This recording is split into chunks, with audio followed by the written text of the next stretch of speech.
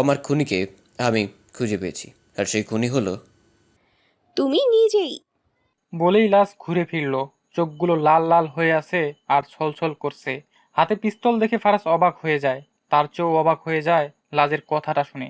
সে অবাক হয়ে বলে, হোয়াট? তুমি এসব কি বলছো? আমি যা সত্যি তাই বলছি। তুমি নিজ হাতে মেরেছো আমার বাবা মাকে। কি ক্ষতি করেছিল ওরা তোমার? কেন মারলে তুমি ওদের? তোমার আর তোমার বাবার ব্যবসার মাঝখানে কাটা হয়তো আমি এসেছিলাম, তাহলে কেন তুমি ওদেরকে মারলে কেন? বলেই লাশ কেঁদে দিল। ফারাজ ওর সামনে এগোতে নিলে লাশ গুলি সামনে ধরে বলে, খবরদার, তুমি যদি এক পা সামনে আগাও তাহলে আমি গুলি চালিয়ে দেব। ওকে ওকে, কিন্তু লাজ, একটু শান্ত হও। তোমার ভুল হচ্ছে, আমি খুনি নই। আমি আর কোনো মিথ্যা শুনতে চাই না। আমি আর কোনো নাটক দেখতে চাই না। ভুল যখন তুমি করেছো তাহলে শাস্তি তো তোমাকে পেতেই হবে। লাশ গুলিটা ফারাজের সামনে ধরলো। ফারাজ বারবার বলছে তার কথাগুলো একবার শুনতে, কিন্তু লাশ কোনো কথাই কানে নিচ্ছে না। সে কাপা কাপা হাতে শুট করে নিল। বিকট আওয়াজ করে গুলি বের হলো। লাশ চোখ দুটো বন্ধ করে ফেললো। ফারাজ বুঝতে পারলো লাশ গুলিটা করেই দিয়েছে, তাই সেও চোখ বন্ধ করে দিল। কিন্তু সে কোনো কিছু অনুভব করতে না পেরে চোখ খুলে দেখে গুলি তার শরীরে লাগেনি। লাশ চোখ খুলে তাকালো। লাশ চোখ খুলে যা দেখলো তা সে কল্পনাও করতে পারেনি। গুলিটা ফারাজের গায়ে লাগার আগেই ওই মহিলাটি সামনে চলে আসে। মহিলাটি পড়ে যাওয়ার আগেই ফারাজ ওনাকে ধরে ফেলে, আর মুখটা দেখতেই বুকের ভিতর মোচড় দিয়ে ওঠে। এটা সে কি দেখছে? এতদিন পর সে তার এত প্রিয় একটা মানুষকে দেখছে, যাকে দেখা মাত্রই মুখ থেকে বেরিয়ে আসলো। মা? লাশ দৌড়ে গিয়ে মহিলাটির পাশে গিয়ে বসে যখন ফারাজের মুখে কথাটি শুনলো, তখন সে একবার তার দিকে অবাক হয়ে তাকালো। ফারাজ পাগলের মতো করছে। মা, তুমি এতদিন কোথায় ছিলে? মা, তুমি এটা কি করলে? কেন করলে তুমি এমন? আমার জন্য কেন তুমি নিজেকে কষ্ট দিলে মা? মহিলাটি ওনার রক্তাক্ত কাপা হাতে ফারাজের গালে হাত দেবার আগেই চোখ বন্ধ করে নিল। লাশ তাড়াতাড়ি ওনার নাড়ি পরীক্ষা করে বলে, তোমাকে আমি পরে দেখে নিব, আগে ওনাকে বাঁচাতে হবে। লাশ কথাটা বলে মহিলার শরীরে হাত দিতে নিলে ফারাজ হাত ধরে ফেলে। তারপর চোখ রাঙিয়ে বলে, তুমি হাত দিবে না মা আমার গায়ে। আজকে তোমার জন্য আমার মায়ের এই অবস্থা। তুমি আমাকে কি দেখবে? আমি তোমাকে দেখবো যদি আমার মায়ের কিছু হয় তো। ফারাজ তার মাকে কোলে করে নিয়ে যেতে লাগলো। লাশ বুঝতে পারলো না ফারাজ ওনাকে মা মা কেন ডাকছেন। তাহলে কি সত্যি উনি ফারাজের মা ছিলেন? তার মানে এই জন্যই তিনি সকালবেলা ফারাজকে নিয়ে এত জোর দিয়ে কথা বলছিলেন। লাজও পিছু পিছু গেল। ফারাজ গাড়িতে তার মাকে শুয়ে গাড়ি স্টার্ট দিতে নিবে, তখনই লাশ গাড়িতে উঠে বসে। ফারাজ কিছু বলতে নিবে, তার আগেই লাশ বলে, এখন আমাদের ঝগড়া করার সময় নেই, দেরি হয়ে যাচ্ছে, পরে হয়তো আমাদের আর কিছু করার থাকবে না। ফারাজ বুঝতে পারলো লাজের কথায় যুক্তি আছে, তাই সে কথা না বাড়িয়ে গাড়ি চালাতে লাগলো। ফারাজের মাকে অপারেশন থিয়েটারের ভিতরে নিয়ে যাওয়া হলো। ফারাজ বাহিরে বসে থেকে চোখের পানি ফেলছে, আর একা একাই বলে যাচ্ছে, কোথায় ছিলে মা তুমি এতদিন? তুমি আমার এত কাছে থেকেও কেন ধরা দাওনি? তুমি কেন আজকে আমার জন্য এমন করতে গেলে? মাগো, আমি তোমাকে এতদিন পর পেয়ে হারাতে পারবো না। আল্লাহ, দয়া করে তুমি আমার মাকে সুস্থ করে দাও। লাশ ফারাজের কান্না দেখছিল। সে ফারাজের সামনে গিয়ে বলল, খুব কষ্ট হচ্ছে তাই না? আমারও এমন লেগেছিল যখন আমি শুনেছিলাম আমার বাবা মা আর এই পৃথিবীতে নেই। তার মানে তুমি ইচ্ছে করেই মাকে গুলি করেছো? আমি তোমাদের মতো এতটাও খারাপ মানুষ না যে মাকে গুলি করব। এতটুকু মন আমার আছে, তোমার মতো না। আমি তোমার মা বাবাকে খুন করিনি। আলের দোহাই লাগে আর মিথ্যা বলো না। আজকে তোমার মিথ্যার জন্য তোমার মায়ের এই অবস্থা, আর কত মিথ্যা বলবে তুমি? ওহ সরি, তোমরা।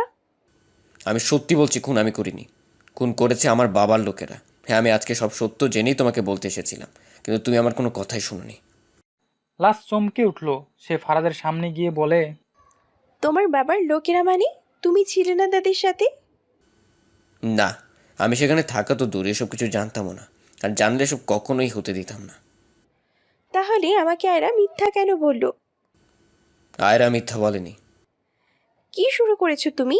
একবার বলছো তুমি ওইখানে ছিলে না, আর একবার বলছো এরা মিথ্যে বলছে না। তাহলে কি হয়েছিল সেদিন? একটু শান্ত হয়ে বসো, আমি তোমাকে সবটা খুলে বলছি। অতীতে। ফারাজ লাজের সাথে রাগ দেখিয়ে কারখানা থেকে বেরিয়ে আসলো। নিজের বাবার প্রতি আনা মিথ্যা অভিযোগের বদলা নিবে ভেবে সে ভিতরে যায়। ভিতরে এসে দেখে কতগুলো লোক মাস্ক পরে মুখ ঢেকে আছে। লাজের বাবাকে ঘুষি মারা, মুখে দাগ হয়ে আছে, মায়ের গালে থাপ্পড়ের দাগ আছে। ফারাজ এতে কিছুটা রেগে গেল। সে আর যাই হোক বয়স্ক ব্যক্তিদের গায়ে হাত তোলা পছন্দ করে না। সে একে একে সব কটাকে রাম ধুলাই দিতে লাগলো। এক পর্যায়ে যখন ফারাজের সাথে পারলো না, তখন লাজের বাবা মাকে গুলি করে দেয়, যাতে করে বলতে না পারে তারা কে ছিল আর কে পাঠিয়েছিল। তার কারণ, যদি ফারাজ তার বাবার এসব কর্মকাণ্ড জানতে পারে তাহলে ফারাজ সরে আসবে। পরপর দুটি গুলিতে ফ্লোরে লুটিয়ে পড়ে লাজের বাবা ও মা।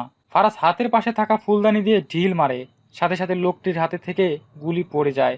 ফারাজ দৌড়ে গিয়ে গুলি ধরার আগে আগেই লোকগুলো জানালা দিয়ে পালিয়ে যায়। ফারাজ জানালার পাশে গিয়ে দেখে লোকগুলোকে আর দেখা যাচ্ছে না। পিছনে ফিরতেই দেখে আয়েরা দাঁড়িয়ে আছে। আয়েরা লাজের বাবা মাকে নিচে পড়ে থাকতে দেখে চিৎকার করে উঠে। ফারাজ গুলিটা নিজের পিছনে রেখে বলে, আয়রা প্লিজ, যা হয়েছে তুমি কাউকে কিচ্ছু বলবে না। মেরে ফেললেন আঙ্কেল আন্টিকে? আয়রা, সময় হলে সবটা জানতে পারবে, কিন্তু প্লিজ এখন ওনাদের হসপিটালে নিয়ে যাওয়ার ব্যবস্থা করো। ওদের এখনও দম আছে। আমি ততক্ষণে লাজকে নিয়ে আসছি। আর হ্যাঁ, কাউকে কিছু বলবে না। বর্তমানে লাশ সবটা শোনার পর ফারাজের দিকে তাকালো। সে কি বলবে খুঁজে পাচ্ছিল না। ফারাজ বলে, ও আরেকটা কথা, তুমি হয়তো এটা জানতে চাচ্ছ আমি কি করে জানলাম ওটা আমার বাপের লোক ছিল। তাহলে শোনো, তোমাকে আমি বলেছিলাম না আংটিটা আমার কেমন চেনা চেনা লাগছে। আজকে সকালে আমার মনে হলো আমি আংটিটা কোথায় দেখেছিলাম। তোমাকে যেদিন প্রথম গুন্ডাদের হাত থেকে বাঁচাই ওই দিন এই আংটিটা দেখেছিলাম আমার বাপের খাস লোক রানার হাতে। আজ সকালে গিয়েছিলাম তার বাসায়, কিন্তু খুঁজে পাইনি। অনেক খোঁজাখুঁজির পর পেলাম তাকে তার গ্রামের বাড়িতে। প্রথমে সোজাভাবে কিছু বলতে যাচ্ছিল না, কিন্তু যখন দু চার ঘা পড়লো তখন পটপট করে সব বলে দিল। তো এখন বিশ্বাস হলো তো তোমার বাবা ঠিক কতটা ভালো মানুষ, উনি কি করতে পারেন আর কি করতে পারেন না। লাজের কথার কোনো উত্তর ফারাজের কাছে নেই। সে নির্বাক। সে এতদিন যে বাবাকে নিয়ে গর্ব করে এসেছিল সেই বাবার মুখোশ আজকে খুলে গেছে। সে লজ্জায় লাজের দিকে তাকাতে পারছে না। যেই বাবার জন্য সে এত এত কাজ করেছে সেই বাবা এতটা খারাপ সে কল্পনাও করতে পারেনি।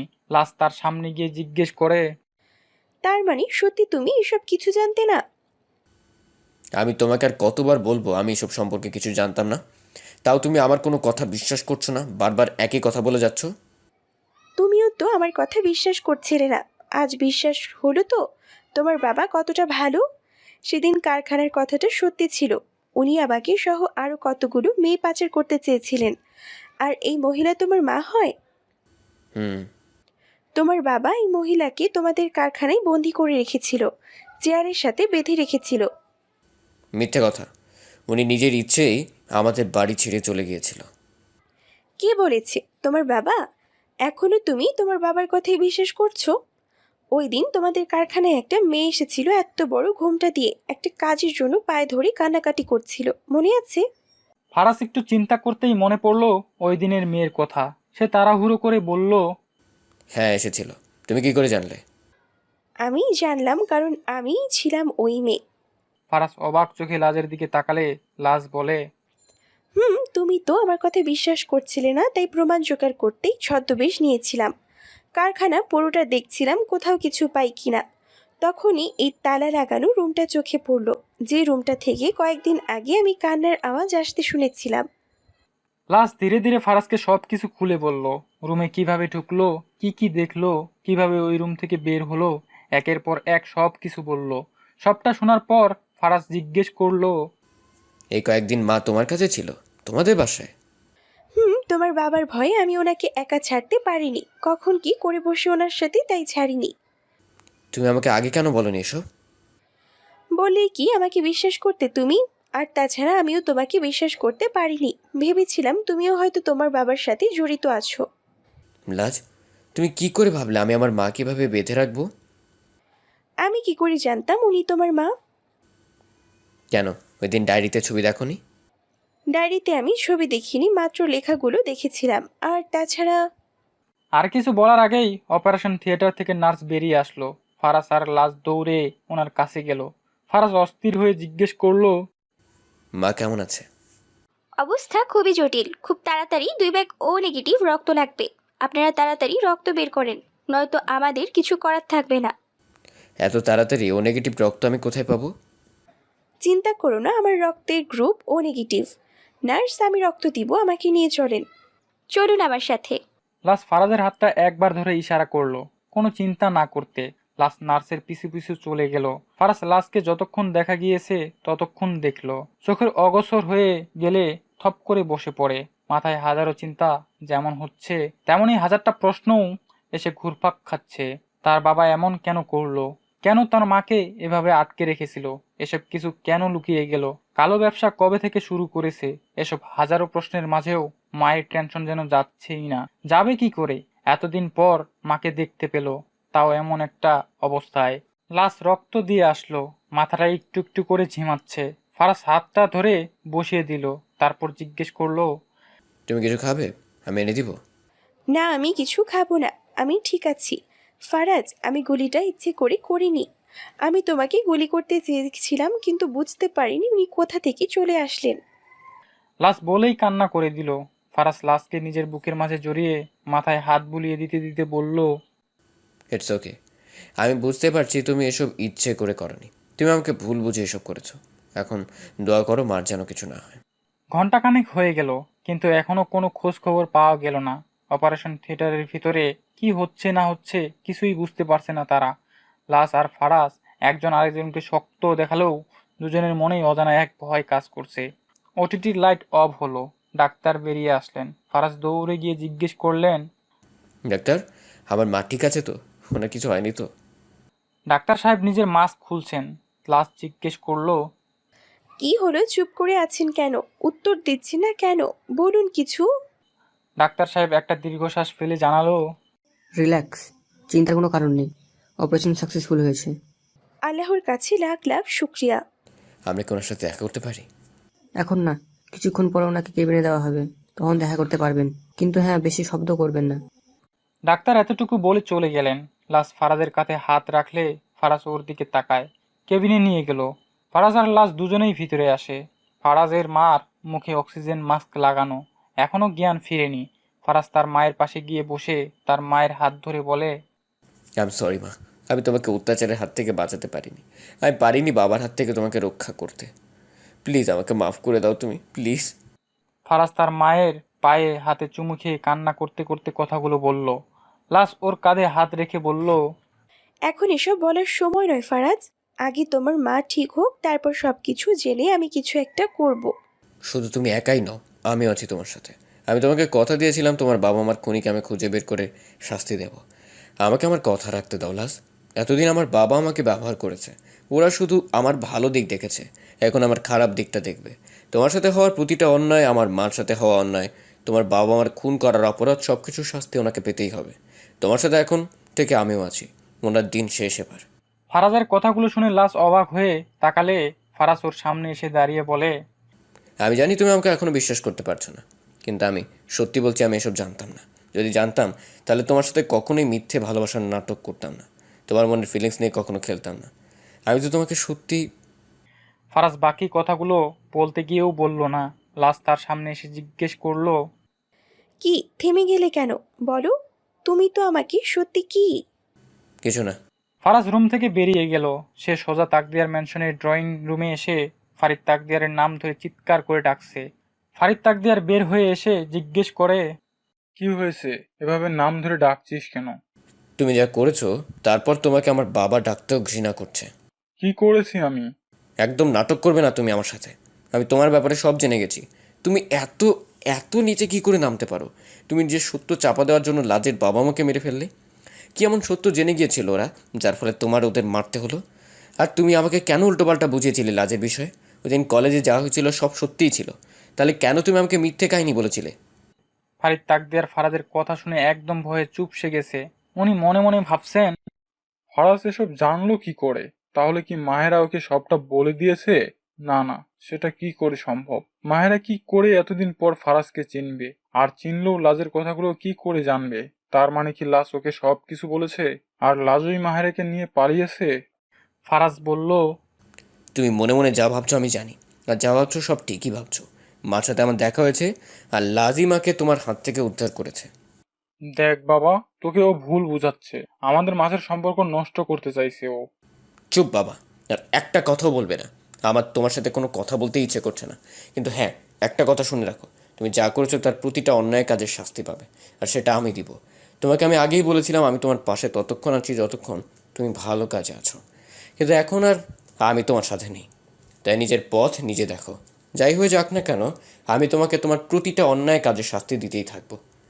ফারাজ কথাগুলো বলে বাড়ি থেকে বের হবার সাথে সাথেই ফারিদ তাকদিয়ার রাগে হুঙ্কার দিয়ে সোফার টেবিলে লাথি মারে। কাজগুলো টুকরো টুকরো হয়ে যায়।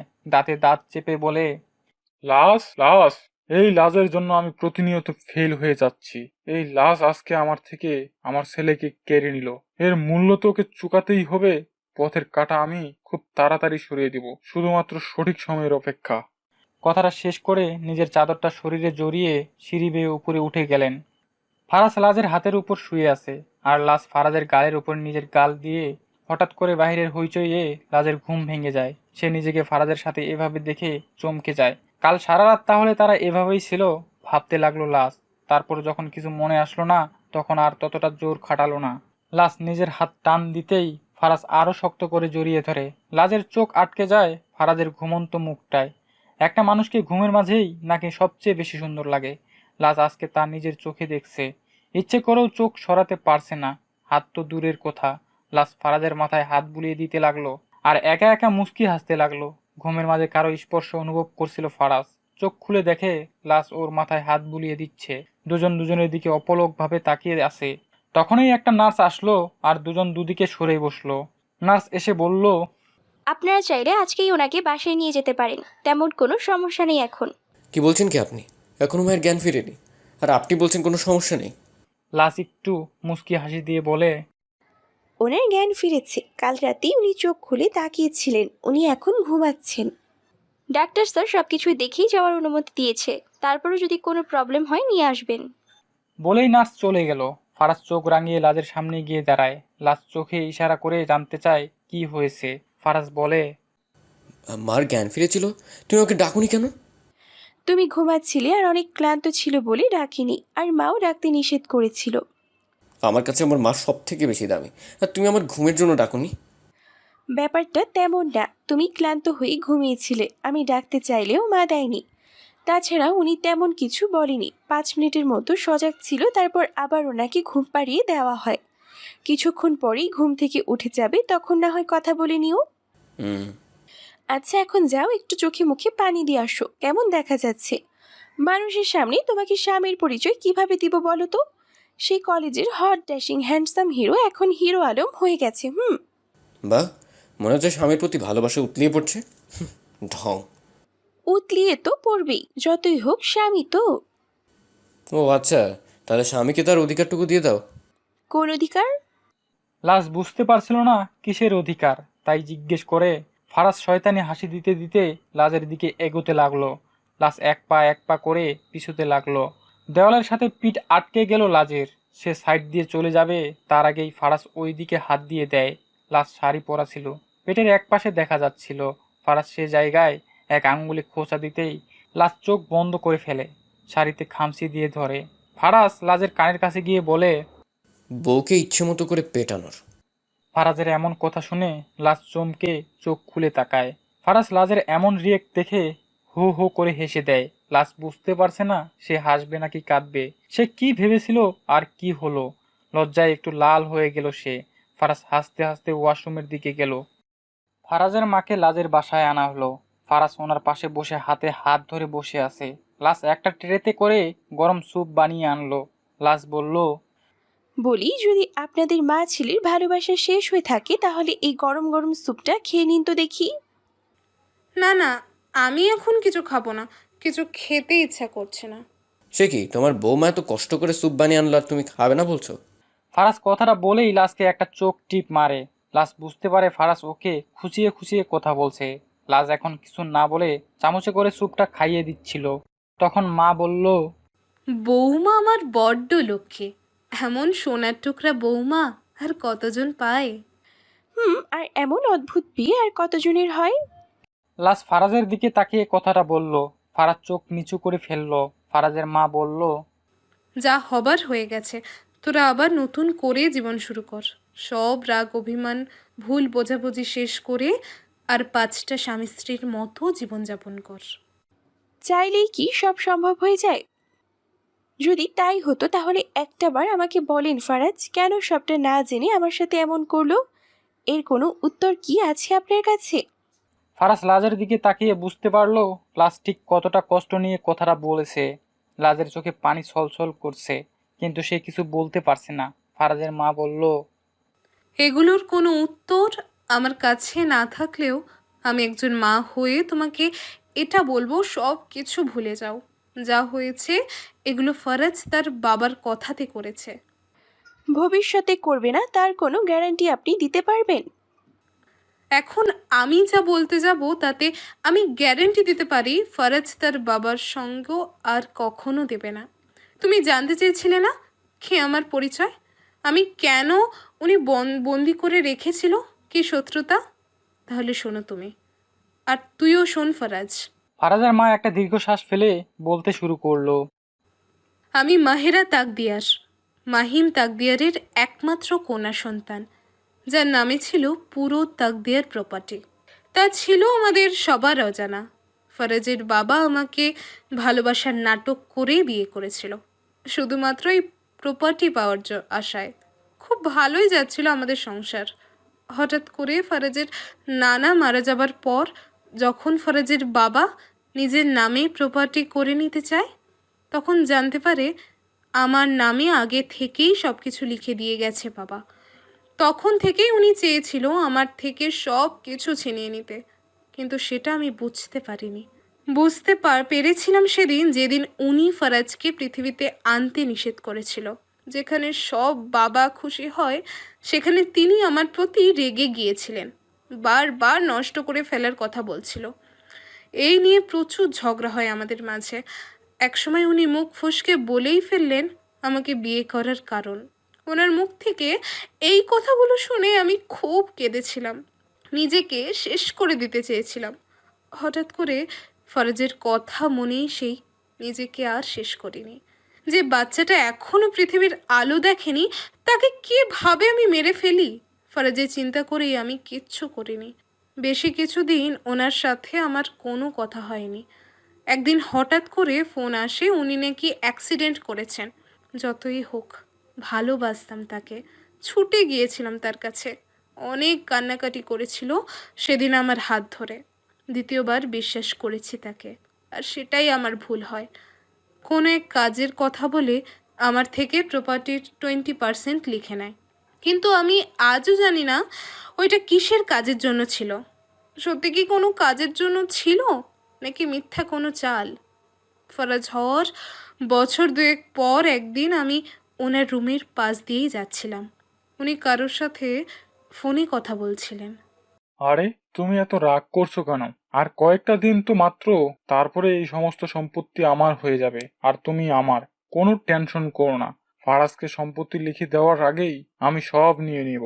আর তাছাড়া ফারাজ এখনো ছোট, ওকে কিভাবে লিখে দিবে? এতটুকু শুনেই আমি বুঝতে পেরেছিলাম আমি আবারও ধোঁকার শিকার হয়েছি। সেদিনই আমি ফরাজকে নিয়ে চুপি চুপি ওই বাড়ি থেকে বেরিয়ে পড়েছিলাম। আমার বিশ্বস্ত উকিলের কাছে গিয়েছিলাম আর ওনাকে সবটা খুলে বলি। উনি সবটা শুনে বলেন, এখন তাহলে কি করবেন আপনি? সেটাই করব যেটা করলে ওর মনের আশা কখনোই পূরণ হবে না। আমার কাছে এখনও প্রপার্টির 80% আছে, আর এখান থেকে আমি 60% ফরাজের নামেই লিখে দেব, আর বাকি 20% আমার নামেই থাকবে। কিন্তু ফারাজের এত অল্প বয়সে কি করে? 18 বছর না হওয়া পর্যন্ত ওর সম্পত্তি কেউ নিতে পারবে না, আর দিতেও পারবে না। এই 18 বছরে হয়তো সে তার বাবার আসল রূপ বুঝতে পারবে। আর যদি এই 18 বছরের আগেই ফরাজের কিছু হয়ে যায়, তাহলে ওর ভাগের সমস্ত সম্পত্তি সরকারের কাছে চলে যাবে, আর আমার ভাগেরটাও তেমনি হবে। আরেকটা কথা, সম্পত্তি নেবার বা দেওয়ার সময় কোনো টিপসই চলবে না, এটাও উল্লেখ করে দিবেন। আচ্ছা, আপনি এইখানে সাইন করে যান। আমি বিকেলের মাঝেই পেপার আপনার কাছে পাঠিয়ে দেবো। আপনার পাঠাতে হবে না, আমি সময় মতো আসবো। উকিলের কাছ থেকে বের হতেই কতগুলো লোক আমাকে ধরে ফেললো, চোখে মুখে কালো কাপড় দিয়ে বেঁধে ফেললো। ফরাজকে আমার কাছ থেকে ছিনিয়ে নিয়ে গেল। যখন চোখ খুলে তাকালাম, তখন নিজেকে একটা বন্ধ রুমে হাত পা বা অবস্থায় আবিষ্কার করলাম। সামনে এসে দাঁড়ালো ফরাজের বাবা, মুখে সেই ভয়ঙ্কর হাসি। আমার চেয়ারে জোরে ধাক্কা দিয়ে বলে, নিজেকে খুব চালাক মনে করো তুমি? কি ভেবেছিলে আমি কিছু জানতে পারবো না আর তুমি তলে তলে গোল দিয়ে যাবে? আরে, তোমার সাথে সবসময় আমার চারটা চোখ লাগিয়ে রাখতাম। তুমি চালাক তা আমার জানাই ছিল, কিন্তু তুমি আজকের কাজটা মোটেও ঠিক করোনি। আর তোমার কাজটা? তুমি এত নিজ আমার জানা ছিল না। শুধুমাত্র সম্পত্তির জন্য তুমি আমাকে বিয়ে করেছিলে, ভালোবাসার নাটক করেছিলে। এসব বাংলা আলাপ বাদ দিয়ে বলো, উকিলের কাছে কি বলে এসেছো? তোমার মনের আশা বানচার করে এসেছে। তুই ভালোই ভালোই বলবি নাকি আমি অন্য কিছু ট্রাই করব? চুলের মুঠি ধরে কথাটা বলল। যা করার করো, কিন্তু ফরাজের কিছু করলে কিন্তু তোমার সব আশা শেষ হয়ে যাবে। মানে? মানেটা না হয় নিজেই জেনে নিও। মানে তো আমি বের করবই, তারপর তোর কি হাল করব তা শুধু তুই দেখবি।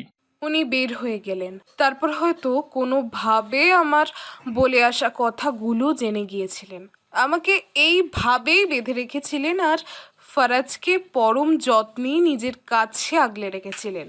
না, ওইটা ওর ভালোবাসা ছিল না, বরং ছিল সম্পত্তি পাওয়ার লোভ। ফারাজের মা কথাগুলো শেষ করেই নিজের চোখে পানিটা মুছে নিলেন। ফারাজ তার মাকে জড়িয়ে ধরে কান্না করে দেয়। লাশ ফারাজের মার কাঁধে হাত রেখে বলে, ভালোবাসা এই জিনিসটাই মানুষকে সহজে বোকা বানাতে পারে। লাজের কথাটুকু ফারাজের বুকে গিয়ে লাগলো। লাশ নিজের ছলছল চোখের পানি গড়িয়ে পড়ার আগেই মুছে নিল। তারপর বলল, এসব কান্নাকাটি করার দিন শেষ, এখন বদলা নেবার সময় হয়ে গেছে। আমার বাবা মার হত্যার বদলা, ফারাজকে তার মায়ের স্নেহ থেকে বঞ্চিত করার বদলা, মায়ের সাথে হওয়া অবিচারের বদলা, কতগুলো মেয়ের জীবন নিয়ে খেলা করার বদলা, আরও না জানা কতগুলো কুকর্মর বিচার। লাশ কথাগুলো বলে সামনে হাত ধরলে ফারাজের মা তার হাতের উপর হাত রাখে। লাশ আর ফারাজের মা দুজনেই ফারাজের দিকে তাকালে সেও নিজের হাত ওদের সাথে এক করে। ফারাজ বলে, যে বাবাকে এত সম্মান করতাম তাকেই শেষ করার জন্য হাত মিলাচ্ছি। অন্যায়ের শাস্তি পেতেই হয়, আর যদি নাম দেওয়া হয় তাহলে সেও সেই অন্যায়ের ভাগীদার হয়ে যায়। কথায় আছে, অন্যায় যে করে আর অন্যায় যে সহে দুজনেই সমান পাপী। ফারাজ আর কোনো কথা বলল না। সবার মাঝে কিছুক্ষণ নীরবতা থাকার পর লাশ বলল, মিশন নাম্বার 1 হলো আমাদের আগে তাকদিয়ার মেনশনে উঠতে হবে, তারপর যা করার ওইখান থেকেই করতে হবে। তোমার কি মনে হয় তুমি এখান থেকে কিছু করতে পারবে? কারণ প্রতিটা লোক তোমার বিরুদ্ধে। তুমি হয়তো ভুলে যাচ্ছ এ বাড়িতে থেকেই আমি তোমার মাকে উদ্ধার করেছিলাম, আর তার সাথে অনেক কিছু জানতেও পেরেছিলাম। তুমি তো জানোই আমি তোমাদের বাড়িতে ঢোকার আগে একটা সাধারণ জিডি করে এসেছিলাম। সেটার ভয়ে তোমার বাবা আমাকে কিছু করার সাহস করতে পারবে না। তাছাড়া এখন তুমিও আমাদের পাশে আছো, আশা রাখছি কিছু করতে পারবে না। লাজের কথাতে ফারাজ বুঝতে পারলো লাজ ওকে বিশ্বাস করেই কথাটা বলেছে। ফারাজ একটা মুচকি হাসি দিল। ফারাজ তার মা আর লাজকে নিয়ে তাকদিয়ার ম্যানশনে ঢোকার আগেই চিৎকার করে উঠলেন ফারিদ তাকদিয়ার। দাঁড়াও, কোথায় ঢুকছো তোমরা? কার পারমিশন নিয়ে ঢুকছো? আমাদের বাড়িতে আমরা ঢুকবো, তাতে কারো পারমিশনের প্রয়োজন কেন হবে? কি বললে তুমি? তোমাদের বাড়ি? হা হা হা, তোমার বাড়ি ছিল, কিন্তু আজ থেকে প্রায় 1 মাস আগে এই বাড়িটা আমার হয়ে গেছে। ফারিদ তাকদিয়ারের কথা শুনে চমকে উঠে সবাই। লাজ ফারাজের দিকে তাকালে ফারাজ তার বাবার দিকে তাকায়। ফারিদ তাকদিয়ার বলে, কি অবাক হচ্ছিস কি করে আমার হলো? তাহলে শোন, কিছুদিন আগে আমি তোর থেকে নতুন কারখানার কাগজ করার জন্য সাইন নিচ্ছিলাম, তখনই তোর প্রপার্টির সাইনও করিয়ে ফেলি। ভেবেছিলাম তোকে বাড়ি থেকে বের করে দিব, কিন্তু তুই আমার হয়ে ভালোই কাজ করছিলি। মাঝপথে চলে আসলো এই লাশ। ফারিদ তাকদিয়ার লাজের দিকে চোখ রাঙিয়ে কথাটা বলল। ফারাজ তার বাবার কলার চেপে বলল, আমি তোমাকে ছাড়বো না, আমি তোমাকে শেষ করে দিব। ফারিদ তাকদিয়ার এক ধাক্কা দিয়ে সোফায় ফেলে দিয়ে বলে, আগে নিজের মাথার ছাদ খোঁজ, তারপর না হয় আমাকে ধরবি। ফরিদ তাকদিয়ার, তুমি হয়তো ভুলে যাচ্ছ আমি এখনও বেঁচে আছি, আর আমার 20%ও এখনও বাকি আছে। তো এই বাড়িতে আমারও ভাগ আছে। মেহেরা তাকদিয়ার ফারিদ তাকদিয়ারের সামনে গিয়ে কথাটা বলে। লাশ ওনার পাশে এসে দাঁড়িয়ে বলে, এই 20% নিয়েই এই বাড়িতে থাকবো, আর আপনার প্রতিটা কুকর্মের পর্দাফাশ করব। কাল যখন মা সবার সামনে এসে নিজের মুখ খুলবে, তখন নিজ মুখ কোথায় লুকাবেন আপনি? কি জবাব দিবেন আপনি সবাইকে? লাজের কথাগুলো শুনে ভয় পাওয়ার বদলে উল্টো হেসে উড়িয়ে দেয় ফারিদ তাকদিয়ার। তারপর বলে, তোমার কি মনে হয় লোক ওর কথা বিশ্বাস করে নেবে, তাও আবার কোনো প্রমাণ ছাড়া? প্রমাণ আমি নিজেই। তোমার কথা সবাই জানে। তুমি আমাকে ছেড়ে অন্য কারোর সাথে চলে গিয়েছিলে। আজ এতদিন পর কেন আসলে, কি করতে আসলে, এগুলোর উত্তর কি দিবে? আর তাছাড়া সামনে নির্বাচন। এখন আমার বিরুদ্ধে এসব উল্টাপাল্টা নিউজ স্বাভাবিক বলেই পাবলিক মেনে নিবে। তোমরা কিছু করতে পারবে না। আর যদি বলি এবারে নির্বাচনের আগেই আপনার পর্দা আমি খুলে ফেলবো, তখন আপনি কি করবেন? আগে খুলে তো দেখাও। তাহলে চ্যালেঞ্জ নিলাম, এবারের নির্বাচনের আগেই আপনার পর্দা ফাঁস হবে আর আপনি এমপি হতে পারবেন না। হা হা হা হা। শুকুনের দোয়াতে গরু মরে না। যেখানে আমার কোনো প্রতিদ্বন্দ্বী নেই, সেখানে আমাকে এমপি হওয়া থেকে আটকায় কে? শকুনের দোয়াতে গরু মরে কিনা জানি না, কিন্তু এবার আপনি এমপি হতে পারবেন না। সময় সবটা বলে দিবে। ফারিদ তাকদিয়ার লাশকে কথাটা বলে উপরে চলে যায়। লাশ মাহেরা তাকদিয়ারকে একটা রুমে রেখে নিজেদের রুমে আসে। এসে দেখে ফারাজ সোফায় বসে আছে। মুখ দেখে বোঝা যাচ্ছে সে কিছু একটা ভাবছে। লাশ জিজ্ঞেস করলো। কি ভাবছেন? লাজের প্রশ্নে ফারাজ ওর দিকে তাকালো আর বলল, আমি তোমার সাথে খুব বড় অন্যায় করে ফেলেছি। আমি সবটা না জেনেই তোমার সাথে এমন করেছি। প্লিজ আমাকে মাফ করে দাও। আমি এসব ভুলে গিয়েছি, তুমিও সবকিছু ভুলে যাও, এতে তোমারই ভালো হবে। তার মানে আমরা সংসার করব? ফারাজ প্রশ্নটা খুবই চঞ্চলতার সাথে করছিল। লাশ ওর দিকে মলিনভাবে তাকিয়ে বলে, ভুলে গিয়েছি বলেই এটা নয় যে আমরা স্বাভাবিক হয়ে যাব। একটা জিনিস কি জানো, ভালোবাসা এমন একটা জিনিস যা একবার কারো প্রতি থেকে উঠে গেলে শত চেষ্টা করলেও আর আগের মতো করা যায় না। আর যেখানে ভালোবাসা নেই সেখানে সংসার কি করে হবে? আর যদি ওই মানুষটা তার ভুল বুঝতে পেরে একটা ভালো মানুষ হয়ে যায়, তাহলে যদি সে সবসময় পাশে থাকে, তার কেয়ার করে, ভালো মন্দের দায়িত্ব নেয়, তাহলে? ওইটা তখন যদি হয় তাহলে অন্য ব্যাপার, এভাবে তো বলা যায় না। লাশ উঠে চলে যেতে নিলেই ফারাজ প্রশ্ন করে, তাহলে এখন আমরা কোন সম্পর্কে থাকবো? যে সম্পর্ক নিয়ে এসেছিলাম এ বাড়িতে, বদলা আর প্রতিশোধের সম্পর্ক। যদিও এখন তোমার থেকে কোনো কিছু নেবার নেই, কিন্তু তোমার বাবার থেকে আছে, ওনার প্রতিটা কাজের বদলা আর শাস্তি দেওয়ার। সেখানে আমিও তোমার পাশে আছি। যদি মরতে হয় তাহলে মরবো। কথা দিলাম এখন তোমার পাশ থেকে সরবো না। যে কথাটা বললে না, ওইটা বলা যতটা সহজ হয়েছে, করে দেখানো তার থেকেও বেশি কঠিন হবে। ওয়েট। ফারাজ লাশকে দাঁড় করিয়ে সোফার সামনে থাকা ফলের ঝুড়ি থেকে ছুরি নিয়ে আসে। তারপরে এক টান দিয়ে হাতের তালু কেটে ফেলে। টপ টপ করে রক্ত পড়তে লাগলো।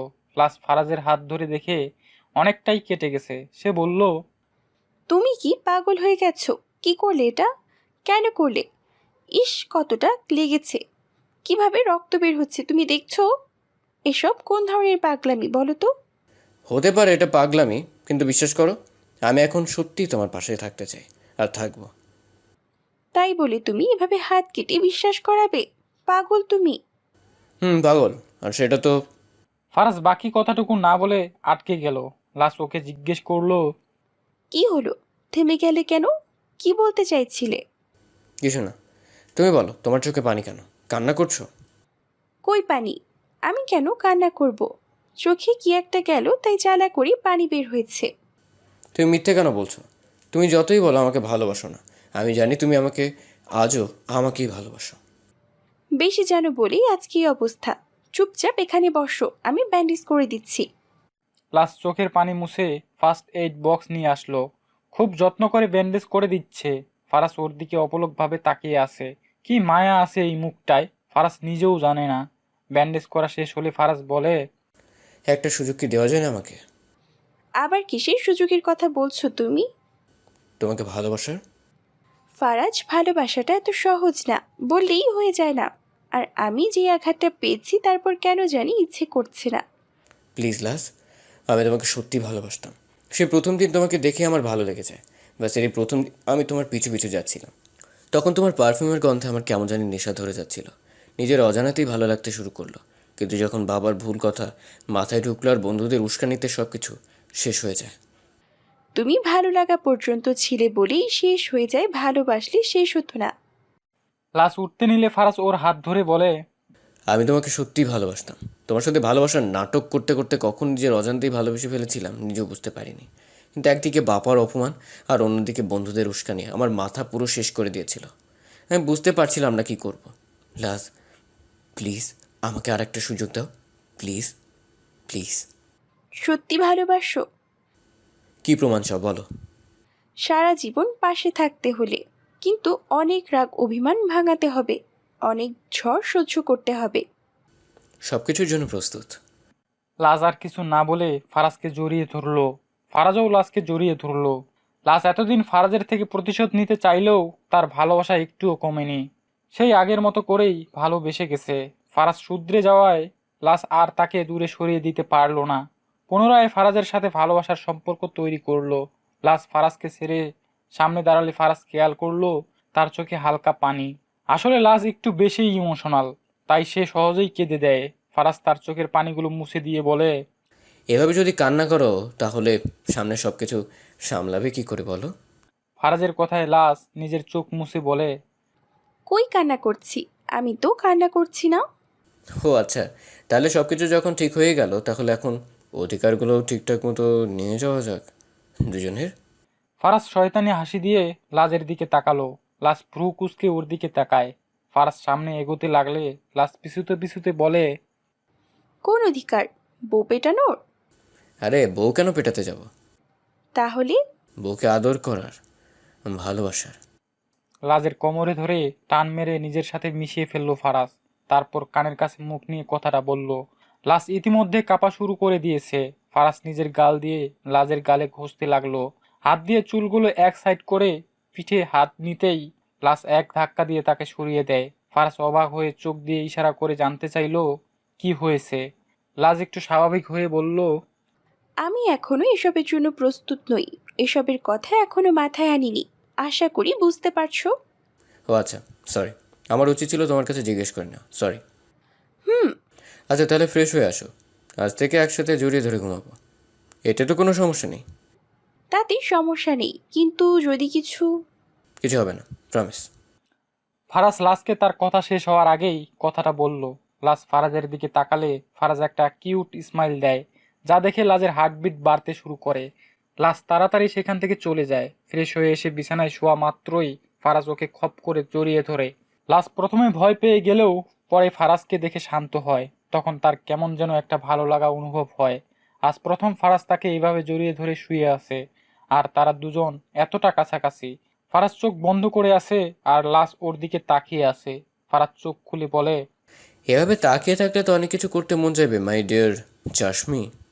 লাশ কথাটা শুনে লজ্জায় তাড়াতাড়ি চোখ বন্ধ করে ফেলে।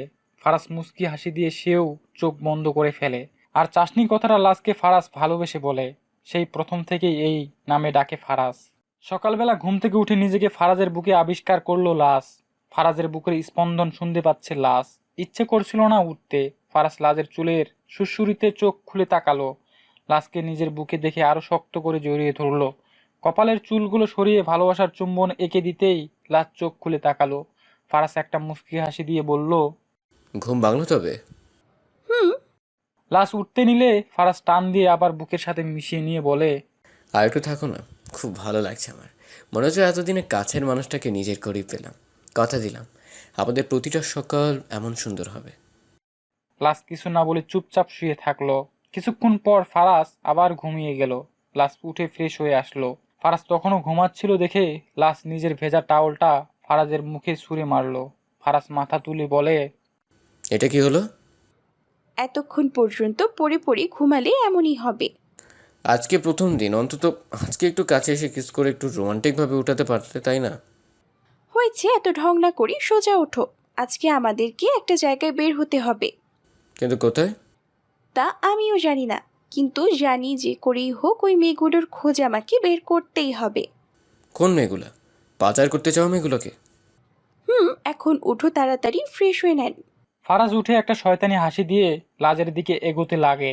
লাজ সোফা থেকে একটা বালিশ নিয়ে ওর দিকে ছুঁড়ে দিয়ে দৌড় দেয়। লাজের এমন কাণ্ড দেখে ফারাজ হাসতে হাসতে ওয়াশরুমে চলে গেল। লাজেও মুস্কি মুস্কি হাসি দিয়ে কিচেনের দিকে যেতে নিবে, তার আগেই কলিং বেলের শব্দ হয়। দরজা খুলতেই দেখলো একজন লোক হাতে একটা পার্সেল নিয়ে দাঁড়িয়ে আছে। লাজকে দেখে জিজ্ঞেস করলো, ভারীর তাক দিয়ার বাড়িতে আছেন? না, উনি তো মনে হয় এখন মর্নিং ওয়াকে গিয়েছেন। ও, ওনার নামে একটা পার্সেল ছিল। আপনি কি হন ওনার? ওনার ছেলের বউ। তাহলে আপনি ওনার পার্সেলটা রেখে দিন, উনি আসলে দিয়ে দিবেন। নিন, এখানে সাইন করে দিন। লাশ সাইন করে দিলে লোকটি পার্সেলটা দিয়ে চলে যাচ্ছিল। তখনই লাশ দেখতে পেল পার্সেলে প্রেরকের নাম নেই। সে পিছন থেকে ডাক দিয়ে বলে, এক্সকিউজ মি, এখানেই তো কে পাঠিয়েছে তা লেখাই নেই। যিনি পাঠিয়েছেন উনি প্রতিবারই এইভাবেই পাঠায়। ফারিদ তাকদির জানে কে পাঠায়, তাই নাম লেখার প্রয়োজন হয় না। লাশ ওনার কথা শুনে কিছুটা অদ্ভুত মনে করলো। লোকটি চলে গেল। সে পার্সেলটা খুলে একটা চিঠি আছে। চিঠিতে লেখা, ফারিদ তাকদিয়ার, খুব তো সুখে শান্তিতে আছেন, ভুলে যাচ্ছেন যে আপনার কেউ একজন আছে যে কিনা আপনার সমস্ত সুখ শান্তি একদম ধুলোয় মিশে দিতে পারবে। 5 মাস হয়ে গেল, এর মধ্যে একবার খোঁজ খবর নাওনি। দেখা করার কথা বললামই না, তাই বলছি যত তাড়াতাড়ি সম্ভব এসে দেখা করে যাও, নয়তো আমি চলে আসবো তাকদিয়ার ম্যানশনে। আর আমি আসলে ঠিক কি পরিমাণ ঝড় উঠবে তা তুমি খুব ভালো করেই জানো। ইতি। নিচের লাইনটুকু পড়ার আগেই কেউ একজন টান মেরে চিঠিটা নিয়ে যায়। সে আর কেউ না, ফারিদ তাকদিয়ার। রাগান্বিতভাবে তাকিয়ে আছে লাজের দিকে। ধমকের সুরে বলল, তোমার সাহস কি করে হয় আমার পার্সেল খুলে দেখার? আমি সাইন করে রেখেছি তো, আমার দেখার রাইট আছে। সাইন করলেই কোনো রাইট হয়ে যায় না। নেক্সট টাইম থেকে আমার কোনো জিনিসে তুমি হাত দেবে না। এ কথা বলে চলে যেতে নিলেন ফারিদ তাকদিয়ার, কিন্তু তার আগেই লাশ ওনার দিকে প্রশ্ন ছুড়ে মারে। কে পাঠিয়েছে পার্সেলটা? ফারিদ তাকদিয়ার থমকে দাঁড়ায়। কি জবাব দিবে মাথায় আসছে না। তাহলে কি লাশ চিঠিটা পড়েছে? যদি পড়ে তাহলে সর্বনাশ হয়ে যাবে। এসব মনে মনে ভাবতে লাগলো ফারিদ তাকদিয়ার। লাশ কোনো উত্তর না পেয়ে ওনার সামনে গিয়ে বলল, কি হলো, চুপ করে আছেন কেন? আমি তোমার কোনো প্রশ্নের উত্তর দিতে বাধ্য নই। ফারিদ তাকদিয়ার এতটুকু বলে চিঠিটা নিয়ে উপরে চলে গেল। লাশ মনে মনে বলতে লাগলো, কে পাঠালো এই পার্সেল, আর কার সাথেই বা এত গভীর সম্পর্ক? ওনার পুরানো কোনো শত্রু নাকি বন্ধু? যেই হোক না কেন আমাকে জানতেই হবে কে সে, আর কি তার পরিচয়। কি এমন জানি যার জন্য এভাবে ব্ল্যাকমেল করছে? পেছন থেকে মাহেরা তাকদিয়ার বলল, কি হলো লাজ? তুমি কি এত ভাবছো? না মা, কিছু না, আপনি রুমে যান, আমি নাস্তা বানিয়ে নিয়ে আসবো। নাস্তা বানানো হয়ে গেছে। তুমি ফারাজকে নিয়ে আসো, আমি খাবার রেডি করে রাখছি। কিন্তু মা, কে বানালো খাবার? আপনি নয় তো? কেন? আমি বানালে কোনো সমস্যা নাকি? নাকি খাবারে কিছু মিশাবো ভাবছো? না মা, আচ্ছা আপনি যান, আমি ফারাজকে নিয়ে আসছি। লাশ ফারাজকে ডাকতে নিজের রুমের দিকে যেতে নিলে ফারিদ তাকদিয়ারের রুম থেকে আওয়াজ আসে। গলা শুনেই বোঝা যাচ্ছে কারোর সাথে রেগে কথা বলছে, কিন্তু কাউকে সে ওই রুমে যেতে না দেখে লাজের একটু সন্দেহ হলো। তাই সে রুমের সামনে গেল। ফারিদ তাকদিয়ার ফোনে কথা বলছে। তোমাকে আমি না করেছিলাম না এভাবে হুটহাট করে কোনো পার্সেল না পাঠাতে? আমি কল করি না বলে তুমি এমন করবে? তুমি জানো আজকে লাজের সামনে পড়ে গেছে চিঠিটা। যদি ও পড়তো তাহলে কি হতো একবার ভেবে দেখেছো? আচ্ছা বাবা, আচ্ছা, আমি তোমার সাথে খুব শীঘ্রই দেখা করব। আর হ্যাঁ, এমন কোনো কাজ করবে না যাতে করে তোমাকে, আমাকে আর ফারিনকে সমস্যায় পড়তে হয়। নিজেকে খুব বেশি চালাক মনে করলে ফল কেমন হয় তা তুমি ভালোই জানো। রাখি, বাই। ফারিদ তাকদিয়ার কথা বলা শেষ করে ফোন কেটে দিল। পিছন ঘোরার আগেই লাশ ওইখান থেকে সরে যায়। নিজের রুমে এসে ভাবতে লাগলো, এটা কোন নতুন রহস্য আমার সামনে আসছে? আর যাই হোক, এটা স্পষ্ট ওই ব্যক্তিটা ওনার কোনো শত্রু না, আবার মিত্রও না। কারণ শত্রু হলে ফারিদ তাকদিয়ারের কথা মানতো না, মিত্র হলে এভাবে ব্ল্যাকমেলও করতো না। আমাকে এই বিষয়টা মাথায় রাখতেই হবে, ফারিদ তাকদিয়ারকে চোখে চোখে রাখতে হবে। লাশ কথাগুলো চুপচাপ দাঁড়িয়ে ভাবছিল। তখনই ফারাজ এক টানে দেয়ালে মিশিয়ে ফেললো। মুখটা লাজের মুখের সামনে নিয়ে বলল, কি এত ভাবছো মিস চাশনি? ও সরি, মিসেস চাশনি। ফারাজ, আমাকে ছাড়ো, আমার তোমাকে কিছু বলার আছে। বলো, শুনছি তো। ফারাজ লাশকে ঘুরিয়ে নিজের সাথে মিশিয়ে পেটে হাত দিয়ে কথাটা বলল। লাশ একটু কেঁপে উঠল। ফারাজ লাজের পেটে হাত দিয়ে ঘষতে লাগলো আর ঘাড়ে একটা কিস করে দিল।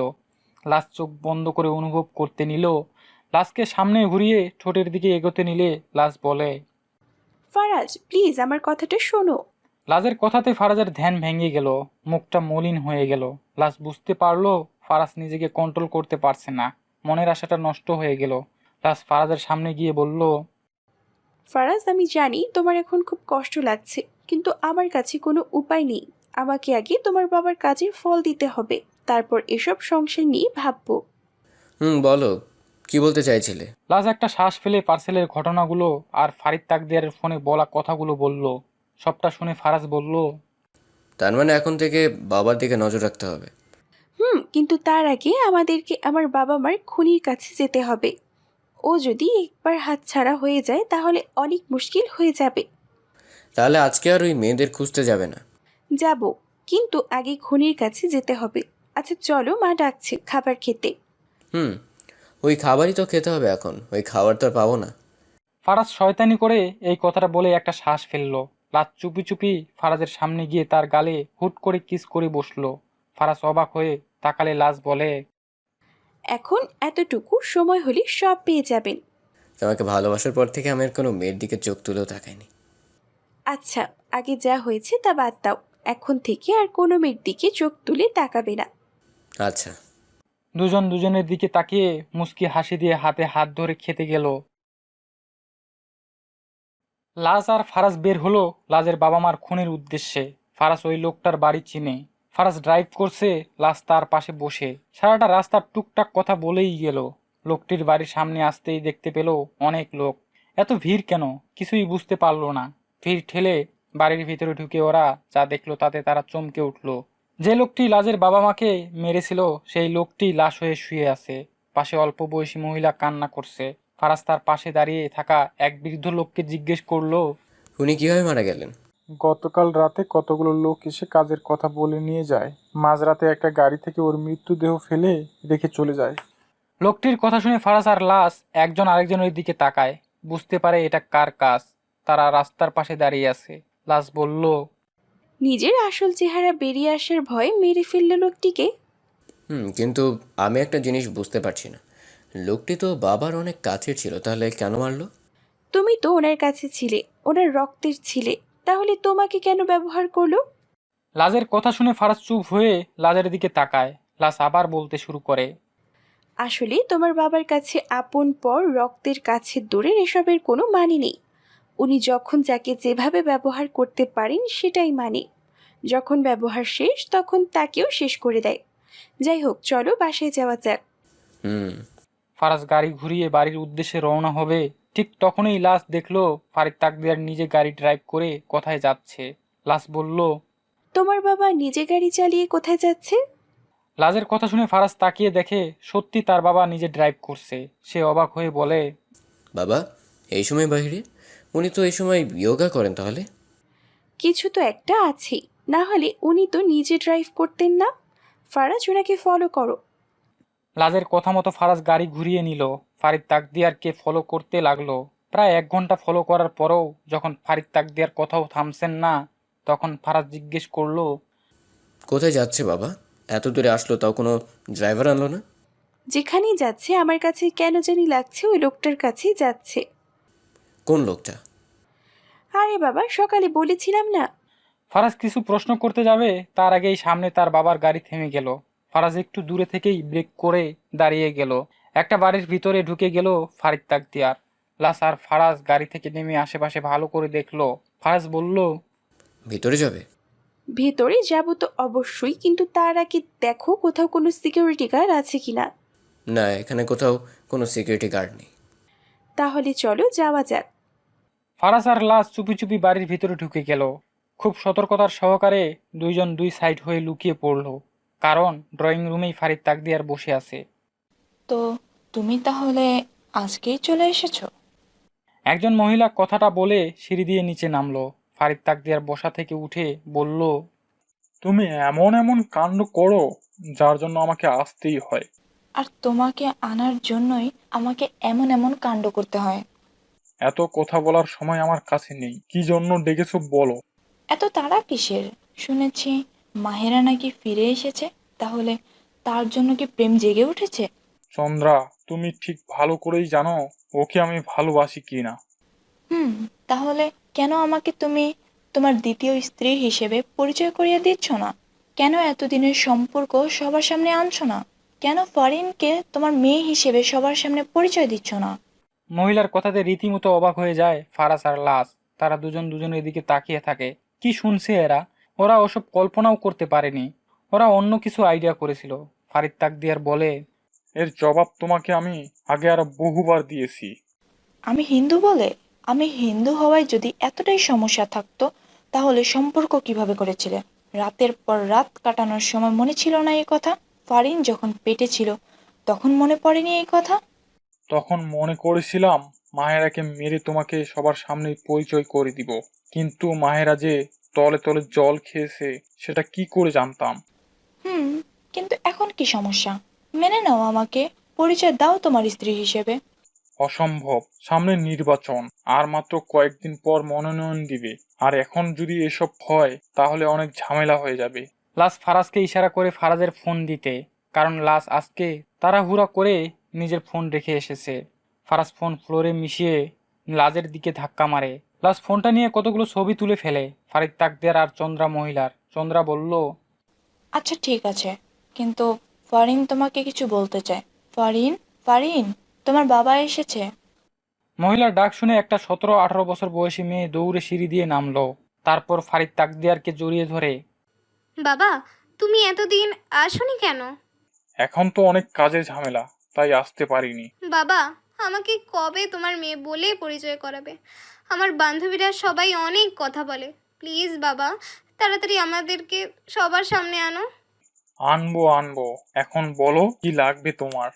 এমন আরো অনেক কথাই হলো তাদের মাঝে। লাস আর ফারাজ আগের মতো চুপি চুপি বের হয়ে আসলো বাড়ি থেকে। ফারিদ তাকদিয়ার বের হওয়ার আগে আগেই ওরা সেখান থেকে গাড়ি নিয়ে বেরিয়ে পড়লো। বাসায় এসে ফারাজ সোজা নিজের রুমে চলে গেল। লাজও তার পিছু পিছু আসলো। লাস বুঝতে পারলো ফারাজের কি হয়েছে। সে তার সামনে গিয়ে কিছু বলতে যাবে, তার আগেই ফারাজ বলল, প্লিজ লাজ, আমাকে একটু একা থাকতে দাও। ফারাজ, তুমি যদি এটা ভেবে কষ্ট পাও তোমার বাবা এতটা নিচ কি করে, তাহলে তুমি শুধু শুধু কষ্ট পাচ্ছ, কারণ উনি এর থেকেও আরও নিচু। আমি সেটা ভাবছি না, ভাবছি ওই মেয়েটার কথা, যে মেয়েটা বাবার পরিচয় কোনোদিনও পাবে না। আমি আমার বাবাকে এতটুকু চিনে গেছি, উনি কখনোই সবার সামনে ওদের আনবে না। কিন্তু তোমার বাবা তাহলে ওদের এভাবে রেখেছে কেন? ইচ্ছে করলেই তো ওদের মেরে ফেলতে পারতো। কারণ ওদের মারলে ফরিদ নিজের ক্ষতি নিজেই করবে। পিছন থেকে মাহেরা তাকদিয়ার কথাটা বলল।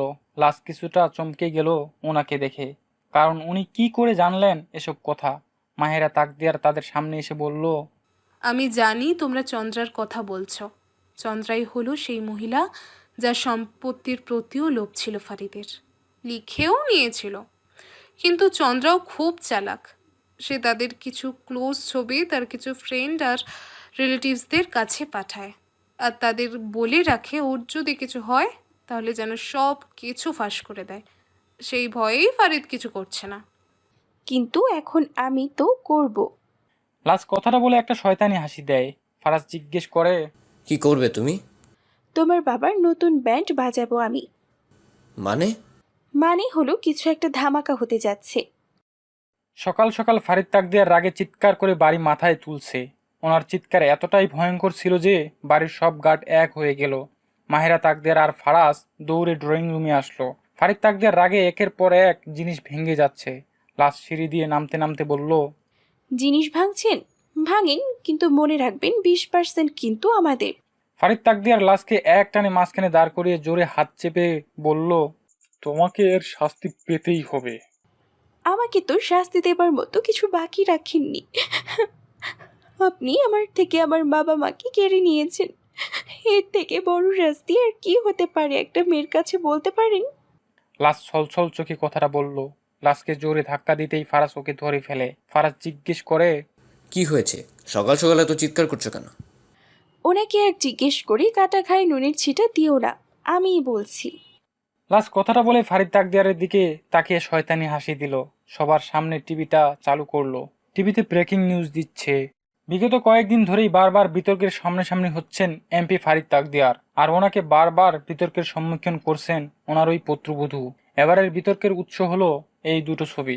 একটা ছবিতে চন্দ্রা ফারিদ তাকদিয়ারের হাত ধরে আছে, আর একটা ছবিতে ফারিদ তাকদিয়ার, চন্দ্রা আর তাদের মেয়ে ফারিন ফারিদ তাকদিয়ারকে জড়িয়ে আছে। এখন প্রশ্ন হলো, কারা ওরা? কি ওদের পরিচয়? কেনই বা এতটা গভীর দেখাচ্ছে ওদের?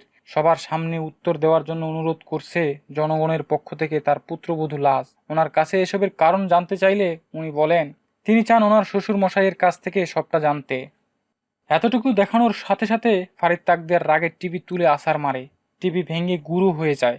লাজ শয়তানি হাসি দিয়ে ওনার সামনে গিয়ে বলে, এভাবে আপনাকেও ভেঙে যেতে হবে মিস্টার ফারিদ তাকতিয়ার। প্রস্তুত হন। ফারিদ তাকদিয়ার কিছু বলার আগেই লাশ সেখান থেকে সরে যায়। সাথে সাথেই কতগুলো প্রেসের লোক বাড়ির ভিতর ঢুকে পড়ে। তারা এসে ফারিদ তাকদিয়ারকে প্রশ্ন করে। আপনার সাথে ওই মহিলা মেয়ের সম্পর্ক কি? এতটা ক্লোজ হয়ে আছেন কেন? কি হয় ওরা আপনার? এসব আরও প্রশ্ন ওনাকে করা হয়। উনি কোনো প্রশ্নের উত্তর না দিয়ে উপরে চলে যায়। গার্ডরা প্রেসের লোকদের বাইরে নিয়ে যায়।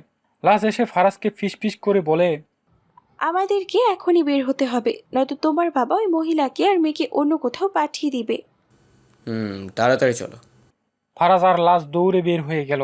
ওই বাড়ির থেকে কিছু দূর থাকতেই দেখতে পেল চন্দ্রা আর ফারিনকে কতগুলো লোক গুলি ধরে নিয়ে যাচ্ছে। ফারাজ জোরে গাড়ি টেনেও ওদেরকে আটকাতে পারল না। লাশ বলল, ফারাজ, ওদেরকে ফলো করো, ওদের কিছু হতে দেওয়া যাবে না, তুমি ওদেরকে ফলো করো।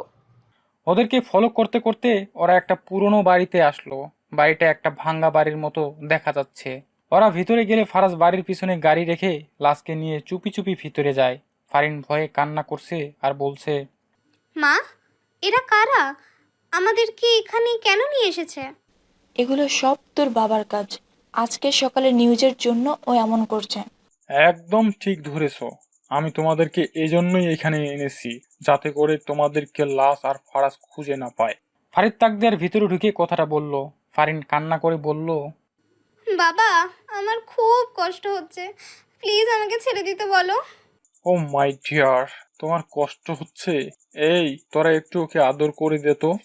বলতেই কতগুলো লোক ওকে দড়ি দিয়ে উপরে তুলে ফেললো।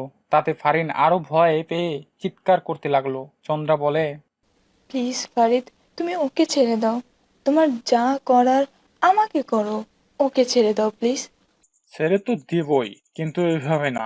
তোমাদেরকে দেব মৃত্যু। বলেই গুলিটা বের করতেই বাড়ির সমস্ত আলো নিভে যায়। তার কারণ লাশ মেইন সুইচ অফ করে দিয়েছে। ফারাজ পাশ থেকে একটা ছুরি নিয়ে দড়ির এক প্রান্ত কেটে ফেলে। ফারিন নিচে পড়তেই লাশ ওর মুখ চেপে ধরে। চন্দ্রার হাত খুলতে যাবে তখনই একটা গুলি এসে চন্দ্রার বুকে লাগে আর বাড়িতে আলো জ্বলে উঠে। ফারিদ তাকদিয়ারের সামনে ভেসে আসে লাশ আর ফারাজের মুখ। নিজের মাকে চোখের সামনে গুলি করতে দেখে লাজের হাত ছাড়িয়ে চিৎকার করে উঠে ফারিন। ফারিদ তাকদিয়ার বলে, তাহলে আজকে একসাথে সবগুলো শয়তানের শেষ হবে। লাজ, তুমি ফারিনকে নিয়ে বাইরে যাও, আমি আসছি। লাশ বের হতে যাবে কিন্তু ফারিনকে বের করতে পারছে না। সে বারবার বলছে, না, আমি আমার মাকে ছাড়া কোথাও যাব না, কোথাও না। লাশ ওকে টেনে নিয়ে বের হতে যাবে তার আগেই কতগুলো লোক ওদের সামনে চলে আসে। লাশ নিজের সেফটির জন্য রাখা পেপার স্প্রে বের করে ওদের দিকে ছুঁড়ে মারে।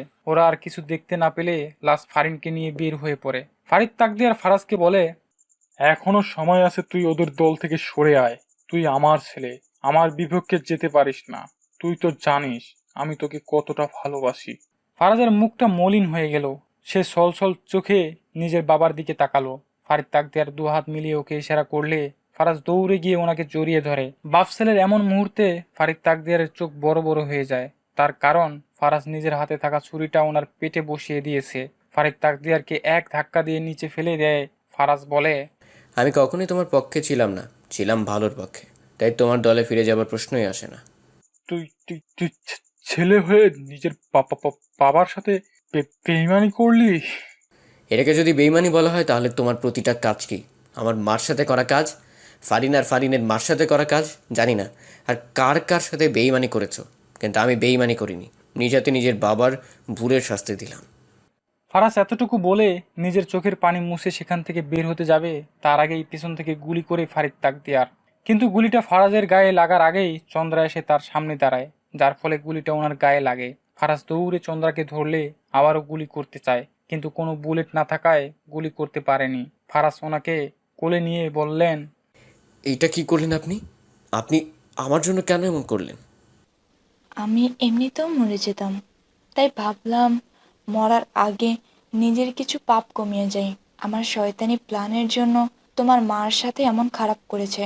প্লিজ ওনাকে বলো আমাকে মাফ করে দিতে। ওনার সংসার নষ্ট করে আমি নিজের সংসারও ঠিকমতো করতে পারিনি। আমার সময় শেষ হয়ে আসছে। তুমি আমাকে কথা দাও, ফারিনকে তুমি তোমার নিজের বোনের মতো করে দেখবে, কখনো কোনো ক্ষতি হতে দিবে না। কথা দাও ফারাজ, আমার ভুলের শাস্তি কোনো আঁচড় ওকে দিবে না। কথা দাও। কথা দিলাম, আমি কোনোদিন। আর কিছু বলতে পারলো না। তার আগেই চন্দ্রা শেষ নিঃশ্বাস ত্যাগ করলো। নিথর দেহ হয়ে গেল তার। সে কি করবে কিছু বুঝতে না পেরে পুলিশকে কল করে এই জায়গায় অ্যাড্রেস দিয়ে সে বেরিয়ে পড়ে। বাইরে আসতেই ফারাজের শরীরে রক্ত দেখে লাজ জিজ্ঞেস করে, তোমার শরীরে রক্ত কেন? কি হয়েছে তোমার? কিছু হয়নি। আমার মা কোথায়? মা বের হচ্ছে না কেন? ফারিনের কথার কোনো উত্তর ছিল না ফারাজের কাছে। সে শুধু চুপচাপ ফারিনকে জড়িয়ে ধরে। ফারিন বুঝতে পারে এই জড়িয়ে ধরার মানে। সে কান্নায় ভেঙে পড়ে। লাজ জিজ্ঞেস করলো, তোমার বাবা কোথায়? মরে গেছে। মানে কি বলছো তুমি? ঠিকই বলছি, আমি নিজ হাতে ওনার পেটে ছুরি বসিয়ে দিয়েছি। এটা কি করলে তুমি? এখন যদি এগুলো জানাজানি হয় তাহলে পুলিশ তোমাকে ধরে নিয়ে যাবে। আমি নিজেই পুলিশকে বাড়ির অ্যাড্রেস দিয়ে দিয়েছি। তুমি পাগল হয়ে গেছো? পুলিশ তোমাকে ধরে নিয়ে যাবে। কে খুন করেছে তা এখনও জানাজানি হয়নি। এখন কথা না বাড়ে চলো এখান থেকে। লাশকে টেনে গাড়িতে তুললো। ফারিনকে চোখে ইশারা করলে সেও গাড়িতে উঠে বসে। 2 দিন হয়ে গেল, ফারিদ তাকদিয়ার মারা যায়নি। সেদিন পুলিশ যদি ঠিক সময় মতো না পৌঁছাতে পারতো তাহলে হয়তো মারাই যেত। আজকে ফারিদ তাকদিয়ারকে হসপিটাল থেকে বাসায় নিয়ে আসা হলো। বাসায় এসেই লাশদের দিকে তাকিয়ে শয়তানি হাসি দিল। কিছুক্ষণ পর কতগুলো প্রেসের লোক আসলো, সাথে একজন পুলিশ অফিসারও ছিল। পুলিশ অফিসার একে একে সবকিছু জিজ্ঞেস করতে লাগলো ফারিদ তাকদিয়ারকে। স্যার, আপনি এখন কেমন আছেন? আলহামদুলিল্লাহ, এখন একটু সুস্থ আছি। আচ্ছা, 2 দিন আগে আপনার সাথে ঘটে যাওয়া দুর্ঘটনা নিয়ে আমাদের কিছু জানার ছিল আপনার থেকে। কি জানতে চান বলুন। আপনি ওইখানে কি করছিলেন? তাও আবার ওই ভাইরাল হওয়া মহিলাটির সাথে? আর আপনাকে হত্যা করার চেষ্টা করেছে কি? কে ওই মহিলাটিকে হত্যা করেছে? আসলে প্ল্যানটা ওই মহিলাকে মারার জন্য করা হয়নি, করা হয়েছিল আমাকে মারার জন্য। ওই দিন সকালে আমার কাছে কল আসে, মহিলাটিকে কেউ ধরে নিয়ে গেছে, আর আমি যদি ওইখানে না যাই তারা মহিলাটিকে মেরে দিবে। আমি আর কিছু না ভেবে মহিলাটির কথা ভেবে ছুটে গিয়েছিলাম, কিন্তু কি করে জানতাম গেলে এমন হবে। আমাকে মারার জন্য গুলি করলে ভুলবশত মহিলাটি সামনে চলে আসে আর গুলি দুটো ওর গায়ে লাগে। তাহলে আপনার গায়ে ছুরি কে বসালো? আমি যখন মহিলাটিকে হসপিটালে নেওয়ার জন্য চেষ্টা করছিলাম তখন ওরা আমাকে আঘাত করে। আমি জ্ঞান হারিয়ে ফেললে ওরা মনে করে আমি মারা গেছি, তাই তারা দ্রুত ওইখান থেকে বের হয়ে যায়। তাহলে আপনার ছেলে ফারাজ তাকদিয়ার কি করে জানলো আপনি ওইখানে বিপদে আছেন? পুলিশ অফিসারের কথা শুনে ফারাজ একটু ভয় পেয়ে যায়। শয়তানি হাসি দিয়ে ফারিদ তাকদিয়ার বলে, আসলে আমি ওকে স্পেশাল ডায়াল করে রেখেছিলাম, যার জন্য জ্ঞান হারানোর আগে আমি সহজেই ওকে কল করতে পারি। কিন্তু একটা জিনিস এখনো খটকা আছে, ওই মহিলাটির সাথে আপনার কিসের সম্পর্ক? আসলে মহিলাটি আমাকে নিজের ভাইয়ের মতো করে দেখতো। মহিলাটির একটি মাত্র ভাই ছিল, তাকে কতগুলো গুন্ডা মেরে ফেলে। এরপর বিচার চাইতেই আমার কাছে আসে, সেখান থেকেই উনি আমাকে ভাইয়ের মর্যাদা দেয়। এজন্য ওর মেয়ে ফারিনকেও আমার দায়িত্বে রেখে গেছে মরতে মরতে, তাই না মা? ফারিদ তাকদিয়ার কথাটা বলে ফারিনের দিকে তাকালে ফারিন ভয়ে লাজের রুমে চলে যায়। লাজও ওর পিছু পিছু দৌড়ে যায়। ফারিদ তাকদিয়ারকে আবারও প্রশ্ন করে, তাহলে আমরা এই কেস নিয়ে কাজ শুরু করে দিই। না, এটা নিয়ে কোনো কাজ করার দরকার নেই, যা হওয়ার হয়ে গেছে। কিন্তু আমি সরকারের কাছে এটাই অনুরোধ করব, আমার আর আমার আপনজনের সুরক্ষার কথা ভেবে হলেও নির্বাচনটা খুব তাড়াতাড়ি করা হোক। ওকে স্যার, তাহলে আমরা এ নিয়ে আর কোনো কাজ করছি না। তারপর প্রেসের লোকেরাও কতগুলো প্রশ্ন করলো। ফারিদ তাকদিয়ার কিছু প্রশ্নের উত্তর দিল, আবার কতগুলো প্রশ্নের উত্তর দিল না। ফারিন রুমে এসে কান্না করতে লাগলো। লাশ এসে তার কাঁধে হাত রাখলে ফারিন হাতটা সরিয়ে দেয়। লাশ ওর সামনে গিয়ে দাঁড়ালে ফারিন মুখ ঘুরিয়ে নিয়ে বলে, তুমি কেন ওদেরকে সবটা বললে না?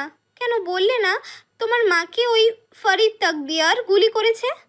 সব সময় সব কিছু বলতে হয় না, কিছু কথা গোপন রাখতে হয়। তুমি তুমি বলছো এই কথা? যে সবার সামনে এমপিকে প্রশ্ন করেছিল সেই মেয়ে আজকে এই কথা বলছে? কেন বলছো নিজের স্বামীকে বাঁচাতে? ফারিন, সেটাই। তুমি তোমার স্বামীকে বাঁচানোর জন্য আজকে সবার সামনে মুখ খোলোনি। আমি তোমাকে বিশ্বাস করেছিলাম, ভেবেছিলাম একমাত্র তুমিই আছো যে কিনা আমার মায়ের হত্যাকারীকে শাস্তি দিতে পারবে, কিন্তু এটা ভাবিনি নিজের স্বামীর জন্য এত সহজে সবটা মেনে নেবে। ফারিন কথাটা বলে কান্না করতে করতে রুম থেকে বেরিয়ে পড়লো। ফারাজ এতক্ষণ সবটা দাঁড়িয়ে শুনছিল। লাশ ফারিনের পিছু পিছু যেতে নিলে তার হাত ধরে ফারাজ জিজ্ঞেস করে, সত্যি কি তুমি আমাকে বাঁচানোর জন্য আজকে কিছু বলনি? ফারাজ এটা বিষয় না, কিন্তু তবু এটাই এখন বিষয়। মানে কি বোঝাতে চাইছো? সবটা বোঝা যাবে, এখন আমাকে প্লিজ কিছু জিজ্ঞাসা করো না। তুমি যদি আমার জন্য এসব করে থাকো তাহলে তুমি ঠিক করনি। ফারিন তোমাকে বিশ্বাস করেছিল, তোমার ওর বিশ্বাসটা নষ্ট করা ঠিক হয়নি। ফারাজ আর যাই হোক, তুমি অন্তত এসব বলো না। ফারিন ছোট, এখন সে মনের অভিমানে এসব বলছে, কিন্তু যখন সবটা বুঝতে পারবে তখন সে আবার আমাকে বিশ্বাস করবে। বুঝতে পারবে আমি কেন আজকে মুখ খুলিনি, কেন তার মায়ের হত্যার কথা বলিনি। তাই যেন হয়। তাই হবে, শুধুমাত্র তুমি আমার পাশে থেকো। এই খেলা ঘরের সমাপ্তি খুব তাড়াতাড়ি হবে। লাজের কথা শেষ হলে ফারাজ ওকে পিছন থেকে জড়িয়ে ধরে। রাতের বেলা লাজ খাবার নিয়ে ফারিনের কাছে আসলো, কারণ সে আজকে সারাদিন না খেয়েছিল। লাজকে দেখতে পেয়ে মুখটা অন্যদিকে ফিরিয়ে নিল ফারিন। লাজ খবরটা নিয়ে ওর সামনে গিয়ে বলল, অভিমান জমেছে আমার প্রতি। এটাকে অভিমান বলে না, এটাকে রাগ আর ঘৃণা বলে। ফারিন, তুমি আমাকে বিশ্বাস করো তো? যদি করো তাহলে আমাকে আর কিছুদিন সময় দাও, আমি সবটা সবাইকে বলবো। শুধুমাত্র কিছু জিনিস গোছানো বাকি আছে। বিশ্বাস করি না, করতাম, এখন বিশ্বাস করতে পারছি না। ভাইকে তো বিশ্বাস করতে পারিস। ফারাজ কথাটা বললে রুমের ভিতর ঢুকলো। ফারিন ছলছল চোখে ওর দিকে তাকিয়ে আছে। ফারাজ ফারিনের সামনে গিয়ে বলল, তোর মা তোকে আমার কাছে রেখে গেছে আর বলেছে নিজের বোনের মতো করে দেখতে। আমার কোনো বোন নেই, তুই আমার বোন। আমি কথা দিচ্ছি তোর মাকে হত্যা করার শাস্তি লাজ ঠিকই দিবে। তুমি আমাকে এসব বলছো? আমি বলছি, কারণ আমি লাজকে ভালো করে চিনি। ও যেহেতু কিছু একটা ভেবেছে, তাহলে আমি বিশ্বাস করি ওর ভাবনাটা সঠিক। কিন্তু ভাইয়া বলে ডাকবি না আমায়? ফারাজের কথা শুনে ফারিন কান্না করে দেয়। দৌড়ে গিয়ে ফারাজকে জড়িয়ে ধরে ভাইয়া বলে ডাকে। ফারাজও ফারিনকে জড়িয়ে ধরে। লাশ একা একা দাঁড়িয়ে মুচকি মুচকি হাসছিল। তারপর ওদের মাঝে গিয়ে বলে, বাহ, ভালো। ভাই বোন এক হয়ে এখন আমি লাজের কথা কারোই মনে নেই। লাজের কথা শুনে ফারাজ ওকে টান দিয়ে তাদের সাথে মিলিয়ে নেয়। লাজ শান্ত গলায় ফারিনকে বলল, ফারিন, আমি তোমার বিশ্বাস আর তোমার ভাইয়া তোমাকে দেওয়া কথা কোনোটাই নষ্ট হতে দিব না। সব সত্যি আমি সবার সামনে আনবই আনবো। সকালবেলা লাজ গোসল করে এসে আয়নার সামনে দাঁড়িয়ে চুল মুছছিল। ফারাজ তখনও ঘুমে। লাজের চুলের পানি ফারাজের মুখে পড়লে আস্তে আস্তে চোখ খুলে তাকায়। হলুদ শাড়ির মাঝে লাজের সাদা পেটটা অনেকখানি দেখা যাচ্ছিল। ঘুম থেকে উঠে এমন একটা জিনিস দেখে ফারাজ কেমন একটা ঘোরে চলে গেল। সে বেড থেকে উঠে লাজের কাছে চলে গেল। পিছন থেকে গিয়ে জড়িয়ে ধরলো লাজকে। পেটের মাঝে আস্তে করে খামচে ধরে। লাজ বাধা দিতে নিবে, তার আগেই ফারাজ ওকে কোলে তুলে নিল। লাজ চোখ দিয়ে ইশারা করলো। এসব কি হচ্ছে? ফারাজ একটা ফ্লাইং কিস দিয়ে বেডে ফেলে দিল। লাজ কি করবে বুঝতে পারছেন না। ফারাজ ওর একদম কানের কাছে এসে বলল, একটা কিস কি করা যাবে মিসেস চাশনি? লাজ কিছুটা লজ্জা পেয়ে গেল। সে ভেবেছিল হয়তো অন্য কিছু হবে। সে লজ্জা পেয়ে মুচকি মুচকি হাসছিল। ফারাজ এটা দেখে বুঝতে পারলো লাজের অনুমতি আছে। সে লাজকে এক টানে নিজের কাছে নিয়ে আসে। তারপর আস্তে আস্তে করে তার দিকে এগোতে লাগে। পেছন থেকে দু হাত দিয়ে চুলগুলো ধরে ঠোঁট জোড়া দখল করে নেয়। লাজের চোখ জোড়া বড় বড় হয়ে গেল।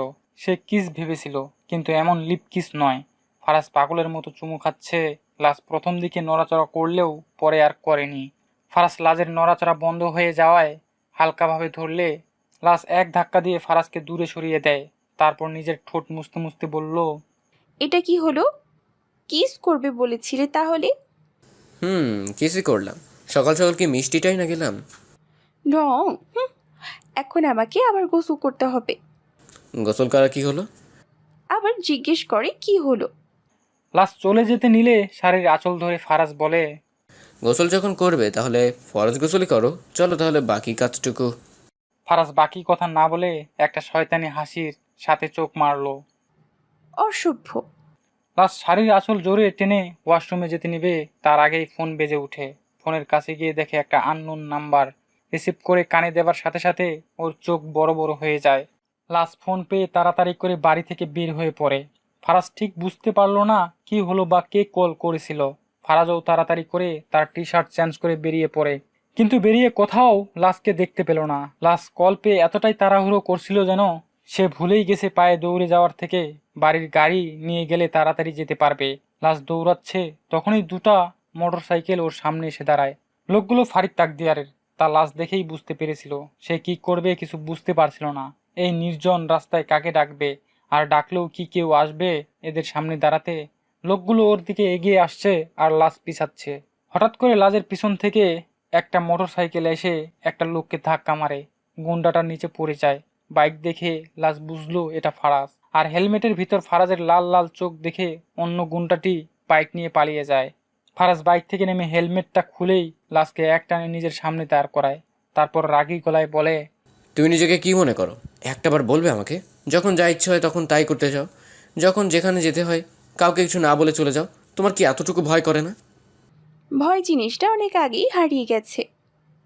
দেখো, একদম ডায়লগ মারবে না। তোমার ভয় হয় না, কিন্তু আমার তো ভয় হয় তোমাকে নিয়ে। কোথায় কখন বাবার লোকেরা তোমার ক্ষতি করে এই ভয় আমার মাথা ঠিক নেই। তার উপর একটা কল্পের দৌড়ে চলে আসছে। সরি, আমার বলে আসা উচিত ছিল। তোমার কি সেই ধ্যান আছে? আর আমাকে বলতে যাবে কেন? আমি তো কেউ না। আরে এখন এসবের সময় না, তাড়াতাড়ি নিয়ে চলো তো আমাকে। কোথায়? আয়রার বাড়িতে। ওইখানে কেন? এত প্রশ্ন না করে চুপচাপ চলো, সব কিছুই বুঝতে পারবে। ওরা দুজন বাইকে উঠে আয়রাদের বাড়িতে গেল। আয়রা তার জন্যই অপেক্ষা করছিল, কিন্তু সাথে ফারাজকে দেখে বেশ অবাক হয়।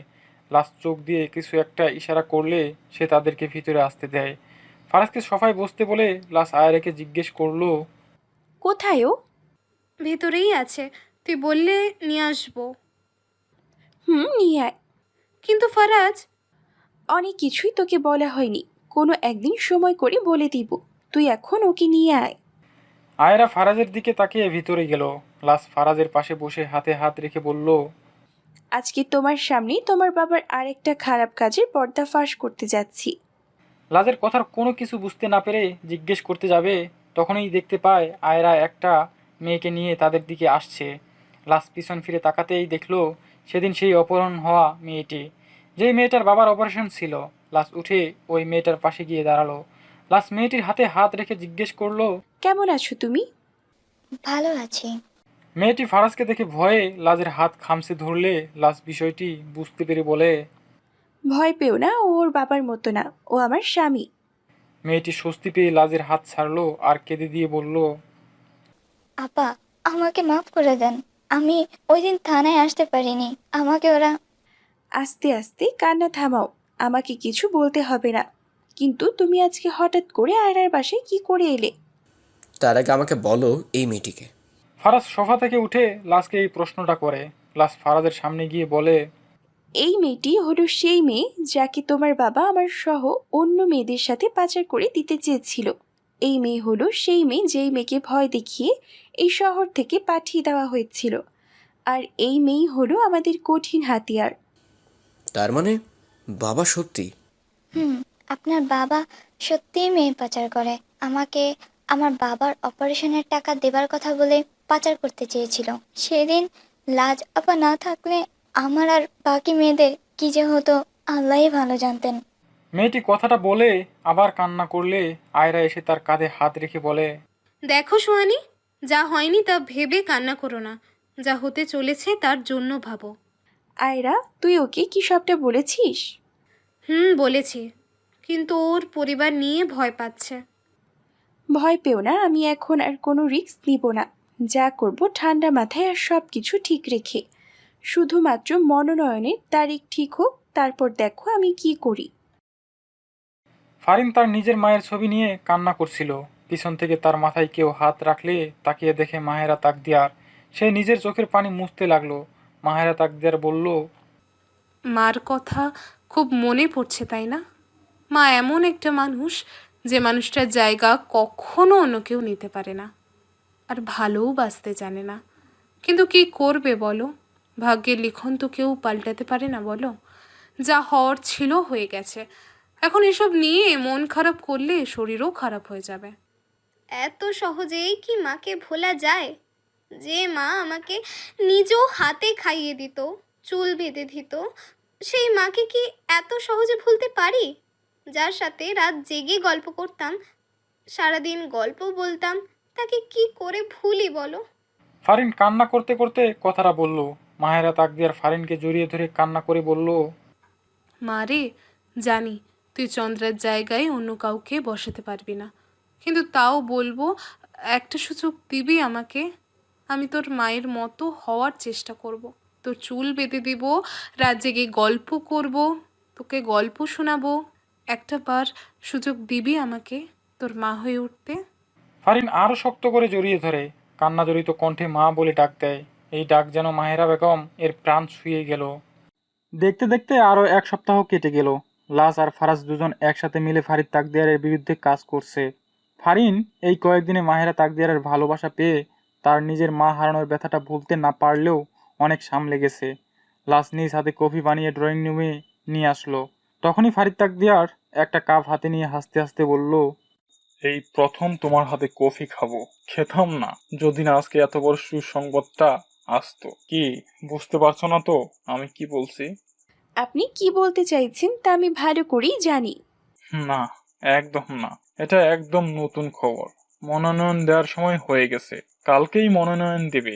আর আমার বিরুদ্ধে কেউ মনোনয়ন নেবে না, সে সাহস কারো হয়নি। তাই ধরে নাও আমি এবার এমপি হয়ে গেলাম। এইবার এই আশা বা স্বপ্ন জেগে বা ঘুমিয়ে কোনোভাবেই দেখবেন না। আপনাকে আমি আর এমপি হতে দিব না। কেউ থাকুক বা না থাকুক, আপনাকে আমি আর ওই চেয়ারে বসে থেকে অন্যায় করতে দিব না। তোমার এত বড় বড় কথা আমি দেখে নেব। একটা বার আমাকে আবারও এমপি হতে দাও, তারপর তোমাদের সব কটার খবর আমি নিজ হাতে করব। আর এমন করব যা তোমরা কল্পনাও করতে পারছো না। আর আপনার হাল আমি এমন করব যে আপনি কল্পনাও করতে পারছেন না। ফারিদ তাকদিয়ার কথাগুলো বলে চলে যেতে নিলে লাস এই কথাটা বলল। তাতে ফারিদ তাকদিয়ার পিছনে ফিরে তাকায়। লাস শয়তানি হাসি দিয়ে ওনার কাছে গিয়ে দাঁড়িয়ে কফির মগে আরও অনেকটা চিনি দিয়ে বলল, এই কফিটা যেমন বেশি মিষ্টির জন্য খেতে পারবেন না, তেমনি আপনার বেশি স্বপ্ন থাকার জন্য ওই চেয়ারেও আর বসতে পারবেন না। লাস সেখান থেকে চলে আসলে ফারিদ তাকদিয়ার নিজের কফির মগটা ফ্লোরে ফেলে দেয়। লাস নিজের রুমে আসতেই দেখে ফারাজ মাথায় হাত দিয়ে বসে আছে। লাস বুঝতে পারলো ফারাজ কিছু ভাবছে। লাস ওর মন ঠিক করার জন্য পাশে গিয়ে বসলো। তারপর গলা কাশি দিয়ে বলল, এই চাঁদ মুখখানায় গ্রহণ লেগে আছে কেন? লাজের কথা শুনে ফারাজ ওর দিকে তাকিয়ে একটা শুকনো হাসি দিল। লাজ বলল, ফারাজ, এভাবে চিন্তা করলে কিছু হবে না। আমাদেরকে কিছু একটা করতেই হবে। ওনাকে এমপি হতে দেওয়া যাবে না। আমি এটাই ভাবছি, কিন্তু কি করব সেটাই বুঝতে পারছি না। আমরা কেন ওনার পর্দা সবার সামনে ফাঁস করছি না? ওনাকে এত সহজ শাস্তি তো আমি দিব না। উনি যা পাপ করেছেন তার শাস্তি এত সহজে পেতে দিব না। তাহলে কি করবে তুমি? কাউকে না তো কাউকে ওনার বিরুদ্ধে দাঁড়াতেই হবে মনোনয়নের জন্য, কিন্তু কাকে দাঁড় করাবো? তুমি নিজেই দাঁড়াবে। ফারাজের কথা শুনে লাস চমকে উঠে। সে ফারাজের দিকে তাকালে ফারাজ বলে, আমি যা বলছি তাই হবে, তুমিই দাঁড়াবে। তুমি ছাড়া আমি অন্য কাউকে দেখতে পারছি না যে কিনা বাবার বিরুদ্ধে দাঁড়াবে। আরে এটা হয় না। আমি এই চেয়ারের যোগ্য নই, আর সেই যোগ্যতা আমার মাঝে নেই। বাবার মতো একটা লোক যদি ওই চেয়ারে বসতে পারে তাহলে তুমি কেন পারবে না? তোমার যোগ্যতা আছে, তোমার সাহস, তোমার রাগ, তোমার নরম মন, সব কিছুই আছে যা যা দরকার। কিন্তু আর কোনো কিন্তু আমরা শুনতে চাচ্ছি না। যদি তুমি তোমার প্রতিশোধ আর সবার সাথে হওয়া অন্যায়ের শাস্তি দিতে চাও, তাহলে তোমাকে এটা করতেই হবে। আর আশা করি জনগণও তোমাকে সাপোর্ট করবে। তুমি এই কয়েক মাসে সবার সামনেই কিছুটা হলেও ওনার মুখোশ খুলতে পেরেছ। লাজের কিন্তু বলার পর তাকে কোনো কথা বলার সুযোগ না দিয়ে মাহেরা তাকদিয়ার রুমে ঢুকতে ঢুকতে কথাগুলো বলল। ওনার সাথে ফারিনও এসেছে। ফারিন বলল, ভাবি, প্লিজ তুমি এখন আর এখান থেকে সরে এসো না। এখন যদি তুমি সরে আসো তাহলে পরে আর সুযোগ আশা করা যাবে না। কারণ একবার যদি বাবা আবারও এমপি হয়ে যায় তাহলে শত চেষ্টা করলেও ওনাকে কিছু করা যাবে না। সব কিছু টাকা দিয়ে ধামাচাপা দিয়ে দেবে। ফারিন যা বলছে একদম ঠিক বলছে। মনোনয়ন যদি উনি একাই পায় তাহলে উনি এমপি নিশ্চিত। তারপর ওনার নোংরা খেলা আবার শুরু হবে। ফারাজ লাজের সামনে দাঁড়িয়ে কথাটা বলল। লাজ কি করবে বুঝতে পারছে না। সে এক দুটনায় পড়ে গেল। লাজ শুয়ে শুয়ে কথাগুলো ভাবছিল। তখনই ফারাজ ঘুমের মাঝে ওকে জড়িয়ে ধরলো। লাজ ফারাজের দিকে তাকিয়ে আছে আর মনে মনে ভাবছে, কতটা ভুল ভেবেছিলাম তোমাকে। মনে করেছিলাম তুমি তোমার বাবারই মতো অমানুষ, কিন্তু আমি ভুল। তুমি তোমার বাবার মতো না। তুমি যে অনেক ভালো। নিজের বাবার অন্যায় শাস্তি দেবার জন্য মানুষের সাথে হওয়া অন্যায়ের প্রতিবাদের জন্য এত কিছু করছো। আমার এখন তোমাকে নিয়ে গর্ব হয়। I love you Faraz. এত রাতে আমাকে নিয়ে ভাবলে আবারও নতুন করে প্রেমে পড়ে যাবে। তারপর যা হবে তাতে আমার কোনো দোষ থাকবে না, কিন্তু বলে দিলাম। ফারাজের কথা শুনে লাজ কিছুটা ভেবাচাকা খেয়ে গেল। সে জিজ্ঞেস করলো, তুমি জেগে আছো? এভাবে তাকিয়ে থাকলে ঘুমের ঘোরে আর কি করে থাকি বলো? তখন তো শুধু ইচ্ছা করে তোমাকে আদর করতে। শুরু হয়ে গেছে ওনার ঢং। ঘুমাও। ফারাজের কথায় লজ্জা পেলেও তা প্রকাশ না করে একটু রাগ দেখিয়ে কথাটা বলল। ফারাজ লাজকে আরো শক্ত করে জড়িয়ে ধরে গালে কিস করে বলল, ঢং তুমি করছো, ভালোবাসা আদর করতে দিচ্ছ না, কিন্তু আমি জোর করবো না। তুমি যেদিন বলবে সেদিনই হবে সব কিছু। পরদিন সকালবেলা লাজ আর ফারাজ মাহেরা তাকদিয়ারকে সালাম করে বেরিয়ে পড়ল। লাজ কাল সারা রাত ভেবে দেখলো ফারাজের বলা কথাগুলোতে যুক্তি আছে, তাই সে রাজি হয়ে গেল। আজকে তারা মনোনয়ন আনতে যাচ্ছে। ফারাজ গাড়ি চালাচ্ছিল আর লাজের সাথে টুকটাক কথা বলছিল। হঠাৎ করে একটা গাড়ি সামনে আসতেই ফারাজ অ্যাক্সিডেন্ট থেকে বাঁচতে অন্যদিকে ঘোরাতেই গাছের সাথে ধাক্কা খায়। ফারাজ মাথায় একটু ব্যথা পায়। ফারাজ রাগে গাড়ি থেকে বের হতেই কতগুলো লোক ওদের সামনে চলে আসে। প্রতিটা লোকের হাতে হকি স্টিক। ফারাজ তাদের হাতের হকি স্টিক দেখেই বুঝতে পারলো এগুলো তার বাবার পাঠানো লোক। লাশ গাড়ি থেকে বের হলে ফারাজ বলে, লাজ তুমি গাড়িতে বসো, তুমি গাড়ি থেকে বের হবে না, এগুলো বাবার লোক। ফারাজ, হাতে সময় খুব কম, আমাদেরকে তাড়াতাড়ি যেতে হবে। লাজের কথা শেষ হতে না হতেই একটা হকি স্টিক এসে লাজের কপালে লাগে, সাথে সাথে কপাল ফেটে রক্ত পড়তে লাগে। লাজ নিজের কপালে হাত দিয়ে গাড়িতে হেলে যায়। ফারাজের রাগ উঠে গেল, সে এক এক করে সব কটাকে মারতে লাগলো। হঠাৎ করে একটা স্টিক দিয়ে তার মাথায় আঘাত করে। ফারাজের মাথা ফেটে রক্ত পড়তে লাগে, সাথে মাথাও চক্কর দিতে লাগে। লাজ দৌড়ে ওর কাছে যেতে নিলে ফারাজ বলে, লাজ, আজকে আমার যা কিছুই হয়ে যাক না কেন, তুমি আমার কাছে আসবে না, তুমি পালাও। তোমাকে আজকে মনোনয়ন আনতেই হবে। লাজ ফারাজের কথা না মেনে কাছে আসতে নিলে ফারাজ বলে, এটা তোমাকে দেওয়া আমার প্রথম আদেশ, আমার ভালোবাসার আদেশ। তোমাকে আজকে এখান থেকে যেতেই হবে। লাজ আর কোনো উপায় না পেয়ে কপালে হাত দিয়ে দৌড়াতে লাগে। একদিকে ফারাজ, অন্যদিকে ফারাজের আদেশ। সে দৌড়াতে দৌড়াতে নির্বাচন অফিসের সামনে এগিয়ে দাঁড়ালো। আয়রা সেখানে তার জন্য অপেক্ষা করছিল, কিন্তু লাজকে এমন অবস্থায় দেখে সে জিজ্ঞেস করে, তোর এই অবস্থা কেন? কি হয়েছে তোর? আর ফারাজ কোথায়? আগে বল, সময় কতটুকু আছে? সময় খুবই কম আছে। তুই এমন অবস্থা নিয়ে ভেতরে যেতে পারবি?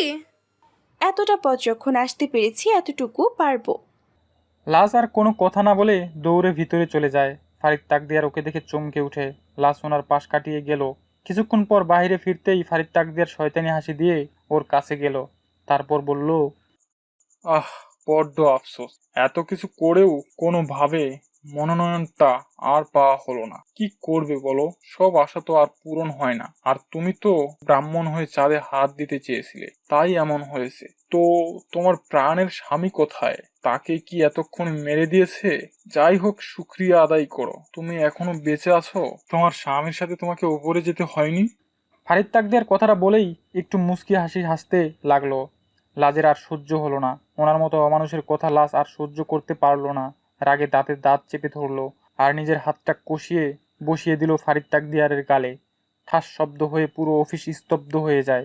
চারিদিকের মানুষ কথায় ব্যস্ত ছিল, কিন্তু থাপ্পড়ের শব্দে সবাই চুপ হয়ে যায়। সবাই এখন তার দিকে তাকিয়ে আছে।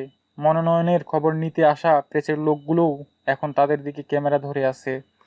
পরপর 3বার থাপ্পড় দেওয়াতে সবাই একদম অবাক হয়ে যায়। লাশ রাগে চিল্লিয়ে চোখ বড় বড় করে বলে, এই থাপ্পড়গুলো আপনাকে আমার আরো অনেক আগে দেওয়ার দরকার ছিল। প্রথম থাপ্পড়টা সেদিন দেওয়ার দরকার ছিল, যেদিন আমাকে অপহরণ করার চেষ্টা করেছিলেন। দ্বিতীয় থাপ্পড়টা তখন দেওয়ার দরকার ছিল, যখন আমাকে সহ বাকি আরো কতগুলো মেয়েকে পাচার করতে চেয়েছিলেন। তৃতীয় থাপ্পড়টা দেওয়ার দরকার ছিল, যখন মাহেরা তাকদিয়ারকে আপনার বন্দি থেকে মুক্তি করেছিলাম। আর এই থাপ্পড়টা চন্দ্রা আন্টিকে মারার জন্য, আর আজকের দিনের জন্য। লাশ এই বলে আরেকটা থাপ্পড় বসিয়ে দিল। ফারিদ তাকদিয়ার নিজের ঠোঁটে হাত দিয়ে দেখে ঠোঁট কেটে গেছে। উনি লাশকে সজোরে একটা থাপ্পড় বসিয়ে দেয়। লাশ তাল সামলাতে না পেরে নিচে পড়ে যায়। লাজের সামনে এসে দাঁড়ায় সোহানি, তার পিছনে আরো কতগুলো মেয়ে। মাহেরা তাকদিয়ারের সাথে দাঁড়িয়ে আছে ফারিন। ফারিন এসে লাশকে তুলে বলে, আজকেই সময়, তুমি আজকে এই মুহূর্তে সবাইকে সবটা বলে দাও। ভেবেছিলাম আর কিছুদিন অপেক্ষা করব, কিন্তু আজকে উনি যা করেছেন তাতে করে ওনাকে আর সময় দেওয়া যাবে না। লাশ চিৎকার করে বলে, ফারিদ তাকদিয়ার, আপনাদের সবার প্রিয় এমপি সাহেব, যিনি লোক সমাজে মুখোশ লাগিয়ে ঘুরে বেড়াচ্ছেন। আপনারা হয়তো এতক্ষণে বুঝে গেছেন ওনার ঠিক কী কী খারাপ কাজগুলো আমি জানি, আর যা এখন আপনাদের সামনে আনবো। তার আগে একটা রিকোয়েস্ট, প্লিজ কেউ ওনাকে এখান থেকে যেতে দিবেন না। পুলিশ স্যারদের কাছে অনুরোধ ওনার পাশে গিয়ে দাঁড়ানোর। বিষয়টা খুবই সিরিয়াস বুঝতে পেরে পুলিশ অফিসার আদেশ করলো ফারিদ তাকদিয়ারকে ঘিরে দাঁড়াতে। ঘিরে দাঁড়ানোর পর লাশ বলল, ওনার খারাপ কাজের কথা আমি কোন জায়গা থেকে শুরু করব। ওনার এত এত কুকর্ম কোথা থেকে শুরু করব বুঝতেই পারছি না। উনি আমাকে প্রথমে অপহরণ করার চেষ্টা করে, কিন্তু সেদিন ওনার ছেলে ফারাজ তাকদিয়ার আমাকে বাঁচিয়ে নেয়, নিজে গিয়ে আমাকে বাসায় দিয়ে আসে। ওই দিন আমাকে করা লাইভের জন্য উনি আরও বেশি রেগে যায় আমার প্রতি। বারবার আমাকে চেষ্টা করে কিভাবে আমাকে শাস্তি দিবে। সেজন্য উনি ওনার ছেলেকে ব্যবহার করে, কিন্তু ফারাজ তার বাবার কোনো খারাপ কাজের কথা জানতো না। কোনো একভাবে আমাদের বিয়ে হওয়ার পর আস্তে আস্তে ওনার সমস্ত কুকর্ম আমার সামনে আসতে থাকে। এর মাঝে জেনেও যাই ফারাজ নির্দোষ, সে এসব কিছুই জানে না। কিন্তু তখন বড্ড দেরি হয়ে যায়। আমি তখন আমার মা বাবাকে হারিয়ে ফেলি। ফারিদ তাকদিয়ার তার লোক দিয়ে আমার বাবা মার খুন করিয়ে দেয়। চন্দ্রা আন্টিকে ওই দিন ফারিদ তাকদিয়ার নিজ হাতে খুন করেছিল, কারণ চন্দ্রা আন্টি হলো ওনার অনেক পুরনো প্রেমিকা, আর তাদের প্রমাণ হলো ফারিন। মাহিরা তাকদিয়ারকে বছরের পর বছর আটকে রেখেছিল শুধুমাত্র সম্পত্তির জন্য। উনি মেয়ে পাচার থেকে শুরু করে ড্রাগসের ব্যবসাও করত। এর কোনো প্রমাণ আছে আপনার কাছে? আমরা নিজে এর প্রমাণ। পুলিশ অফিসারের প্রশ্নের উত্তর দেয় সোহানী ও সোহানীর সাথে আসা মেয়েগুলো। সোহানী সামনে এসে বলে, এই ফারিদ তাকদিয়ার আমাদের মতো অসহায় মেয়েদের সাহায্য করার কথা বলে এনে পাচার করে দেয়। সেদিন আমরাও পাচার হয়ে যেতাম, শুধুমাত্র লাজাপার জন্য বেঁচে গিয়েছিলাম। ওই দিনের পর থানায় আসতে নিলেও উনি আমাদেরকে ভয় দেখিয়ে দেয়। ফারিন লাশ যেগুলো বলছে ওগুলো কি সত্যি? পুলিশ অফিসারের প্রশ্নের উত্তরে ফারিন বলে, এটা একটা চরম সত্য। দিনের পর দিন উনি আমাদের সম্পর্কটা লুকিয়ে রেখেছিলেন। আমি বারবার বলেছিলাম আমাদেরকে সবার সামনে নিতে, কিন্তু উনি আমাদেরকে কখনো সামনে নিয়ে আসেনি, বরং ওই দিন আমাদের মেরে ফেলার চেষ্টা করেছিলেন। শুধুমাত্র ভাইয়ার জন্যই বেঁচে গিয়েছিলাম। ভাইয়া নিজের জীবনে রিস্ক নিয়ে আমাদের বাঁচিয়েছিল, কিন্তু আমার মাকে বাঁচাতে পারেনি। উনি আমার মাকে ফারিন আর কিছু বলতে পারলো না, তার আগেই কান্নায় ভেঙে পড়লো। মাহেরা তাকদিয়ার এসে ওকে জড়িয়ে ধরলো। লাশ নিজের চোখের পানি নিয়ে সবার দিকে তাকিয়ে বলল, সবগুলো শোনার পর যদি আপনাদের আমাকে অপরাধী মনে হয় তাহলে আমাকে শাস্তি দিন, আর যদি ফারিদ তাকদিয়ারকে অপরাধী মনে হয় তাহলে এমন শাস্তি দিন যাতে করে উনি সারাটা জীবন মনে থাকে, প্রতিটা মুহূর্ত মরার জন্য ছটফট করে কিন্তু মরতে না পারে। ওনার প্রতিটা পাপের সাজা যেন উনি এই দুনিয়াতেই তিলে তিলে পেয়ে যায়। লাজের কথা শুনে ফারিদ তাকদিয়ার পালাতে নিলেই পিছন থেকে কেউ একজন হকি স্টিক ছুঁড়ে মারে। ঘাড়ে হকি স্টিক লাগায় নিচে পড়ে যায় ফারিদ তাকদিয়ার। পুলিশ ওনার চারপাশে বন্দুক ধরে দাঁড়ায়। ফারাজ নিজের রক্তাক্ত শরীর নিয়ে পুলিশ অফিসারের সামনে গিয়ে বলে, অফিসার, আমি ওনার সন্তান হয়ে বলছি, উনি যেন আর কখনো জেলখানা থেকে বের না হতে পারে, আর ওনার মনোনয়ন যেন বাতিল করে দেওয়া হয়। দেখুন, আমরা ওনাকে থানায় নিয়ে যাব, তারপর আদালত যা সিদ্ধান্ত নেবে তাই হবে। পুলিশ অফিসার এই বলে ফারিদ তাকদিয়ারকে নিয়ে যায়। লাশ এসে পিছন থেকে জড়িয়ে ধরে বলে, তুমি ঠিক আছো তো? আমি ঠিক আছি, শুধু একটু ব্যথা ব্যথা লাগছে, কিন্তু তখন আয়রা না পৌঁছালে হয়তো আমি আর এখানে আসতে পারতাম না। ফারাজের কথা শুনে লাশ আয়েরার দিকে তাকালে আয়েরা বলে, আমি সোহানীদেরকে নিয়ে যখন আসছিলাম তখনই রাস্তায় ফারাজকে ওদের সাথে মারপিট করতে দেখলাম। আমি ওদেরকে আলাদা গাড়িতে পাঠিয়ে দিয়ে ফারাজের কাছে গেলাম। নিজের কাছে রাখা বন্দুকটা বের করে উপরে গুলি করতেই ওরা ভয় পেয়ে গেল, আর ওই ভয়টাকে কাজে লাগিয়েই আমি ফারাজকে নিয়ে আসলাম। তোকে ধন্যবাদ দিয়ে ছোট করব না। তুই সেই দিন থেকে আমার সাথে ছিলি, যেদিন থেকে ফারিদ তাকদিয়ারের সাথে প্রথম কথা হয়। তুই প্রতিটা মুহূর্ত আমাকে সাহায্য করেছিলি, সব সময় আমাকে আগলে রেখেছিলি। তোর মতো বান্ধবী যেন প্রতিটা মেয়ে পায়। যা, আমাকে কমন কেন করছিস? জানিস না আমি কমন জিনিস লাইক করি না। আমি ওয়ান পিস আর আনকমন।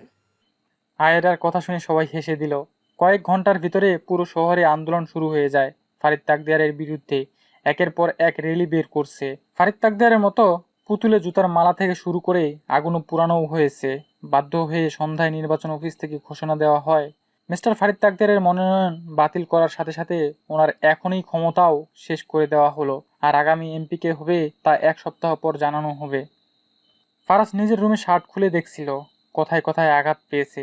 লাশ হঠাৎ রুমে ঢুকতেই ভেসে উঠল পিঠে থাকা দাগগুলো। অনেক জায়গাতেই ব্যথা পেয়েছে। লাশকে দেখে তাড়াতাড়ি করে ফারাজ শার্ট জড়িয়ে নিল, কারণ সে জানে লাশ অনেক টেনশন করবে। লাশ দরজা লক করে ওর সামনে গিয়ে শার্টটা সরাতে চাইলে ফারাজ বাধা দেয়। লাশ কোনো বাধা না মেনে শার্টটা টান দিয়ে নিচে ফেলে দেয়। ফারাজের আঘাত পাওয়া জায়গাগুলোতে স্পর্শ করতেই ফারাজ চোখ বন্ধ করে ফেলে। লাজের চোখে পানি চলে আসে। সে ছলছল চোখে জিজ্ঞেস করে, খুব কষ্ট হচ্ছে তাই না? জ্বালা করছে। কই না তো। মিথ্যে বলো না, আমি জানি খুব কষ্ট হচ্ছে। ফারাজ আর কিছু বলল না। লাশ ফারাজের পিঠের আঘাত পাওয়া জায়গাতে নিজের ঠোঁট দিয়ে কিস করতেই ফারাজ চমকে ওঠে। লাশ একে একে সমস্ত জায়গাতে কিস করতে লাগলো। ফারাজ একটু শয়তানি করে বলল, ঠোঁটের পাশে না, ঠোঁটও কিন্তু অনেকটা কেটে গেছে, তাহলে কি? ফারাজের পুরো কথা শেষ হওয়ার আগেই লাশ নিজে ফারাজের ঠোঁট জোড়া দখল করে নেয়। ফারাজ একদম অবাক হয়ে চোখ বড় বড় করে ফেলে। পরক্ষণে ফারাজও স্বাদ নিতে লাগলো। লাশকে কোলে তুলে নিয়ে বিছানায় ফেলে দিল। বুকের উপর থেকে শাড়ির আঁচলটা টান দিতে যাবে, তখনই লাশ বাধা দেয়। ফারাজ বুঝতে পারলো লাশ আজকেও এসবের জন্য প্রস্তুত নয়। সে মুখটা মলিন করে চলে যেতে নিবে, তখনই লাশ ওর হাত ধরে ফেলে। লাজের দিকে তাকিয়ে দেখে লাশ হাসি দিচ্ছে, তাও আবার লজ্জা মাখা। ফারাজকে এক টানে নিজের বুকের উপর ফেলে দেয়, আবারও ঠোঁট জোড়া দখল করে নেয়। আস্তে আস্তে তাদের মাঝে থাকা অসম্পূর্ণ ভালোবাসাটাকে পূরণ করে। তারা তাদের মাঝের সম্পর্কটা আজকে আরো গভীরে নিয়ে যায়। 1 সপ্তাহ পর কোনো প্রতিদ্বন্দ্বী ছাড়াই এমপি হলেন লাস। পুরো শহর যেন এটাই চেয়েছিল। লাস নিজেও জানতো না তাকে সবাই এতটা ভালোবাসে। সবটা যেন ওর কাছে স্বপ্নের মতো লাগছে। এত কিছুর পরেও যেন লাজের মনে শান্তি আসছে না। ফারিদ তাকদিয়ারকে যাবজ্জীবন কারাদণ্ড দেওয়া হয়েছে। সারা শহর জুড়ে একটা উকিলও পাওয়া গেল না ওনার জন্য, যার ফলে 1 সপ্তাহের ভিতরেই ওনার শাস্তির ঘোষণা হয়ে গেল। লাস আজকে ফারিদ তাকদিয়ারের সাথে দেখা করতে থানায় এসেছে। ফারিদ তাকদিয়ার জেলের ভিতরে বসেছিল। লাস শীষ দিয়ে বলল, বড্ড কষ্ট হচ্ছে আপনাকে এভাবে দেখে। না জানি কত কষ্ট হচ্ছে। আচ্ছা, রাতে ঘুম হয় তো ঠিক মতো, নাকি এখনো স্বপ্ন দেখেন এমপি হওয়ার? লাস কথাটা বলে শয়তানি হাসি দিলে ফারিদ তাকদিয়ার রেগে বলে, এখানে তুমি কাটা গায়ে নুনের ছিটা দিতে এসেছো? একটা বার বের হতে দাও, তারপর তোমার আমি এমন হাল করব যা ভাবতেও পারছো না। আপনার এই জেগে জেগে স্বপ্ন দেখা আর গেল না। যাই হোক, আপনাকে একটা শক নিউজ দিতে এসেছি। কি শক নিউজ? এই পেপার, কিসের পেপার? আপনার সমস্ত সম্পত্তি ফারাজ, ফারিন আর মায়ের নামে লিখে দিয়েছেন। ঠিক আগে যেমন করেছিল, তেমনি শুধু আপনার কেনা সম্পত্তিগুলো ফারিনের নামে। হোয়াট? আমি কখন এমন করলাম? ওমা, মনে নেই? যেদিন আপনার কাছ থেকে নির্বাচন অফিস থেকে আপনার সই নিতে এসেছি, সেদিনই তো করলেন। মানে? মানে হলো, ওই দিন আমি অফিসের সাথে কাগজ চেঞ্জ করে দিয়েছিলাম ধাক্কা খাওয়ার নাটক করে, আর বের হওয়ার সময় পেপারটা আবার নিয়েছিলাম পেপার চেঞ্জ হয়ে যাওয়ার কথা বলে। তাই তো সেদিন আপনার 2 বার সাইন করতে হয়েছিল। তার মানে? একেই বলে কইয়ের তেল দিয়ে কই ভাজা। আচ্ছা, আমার শক নিউজ দেওয়া হয়ে গেছে, আমি গেলাম, বাই। লাজ একটা শয়তানি হাসি দিয়ে চুল উড়িয়ে চলে গেল। ফারিদ তাকদিয়ার ধপাস করে নিচে বসে পড়লো। নিজের চুল ধরে টানতে লাগলো। রাগে জিদে পাশে থাকা পানির পাত্রটা ভেঙে ফেললো। একদিকে লাজ তার সংসারের পাশাপাশি এমপি এর কাজ সামলাচ্ছে, অন্যদিকে ফারিদ তাকদিয়ার সব হারিয়ে জেলখানায় পাগলের মতো আচরণ করছে। একেই বলে অতি লোভে তাঁতি নষ্ট।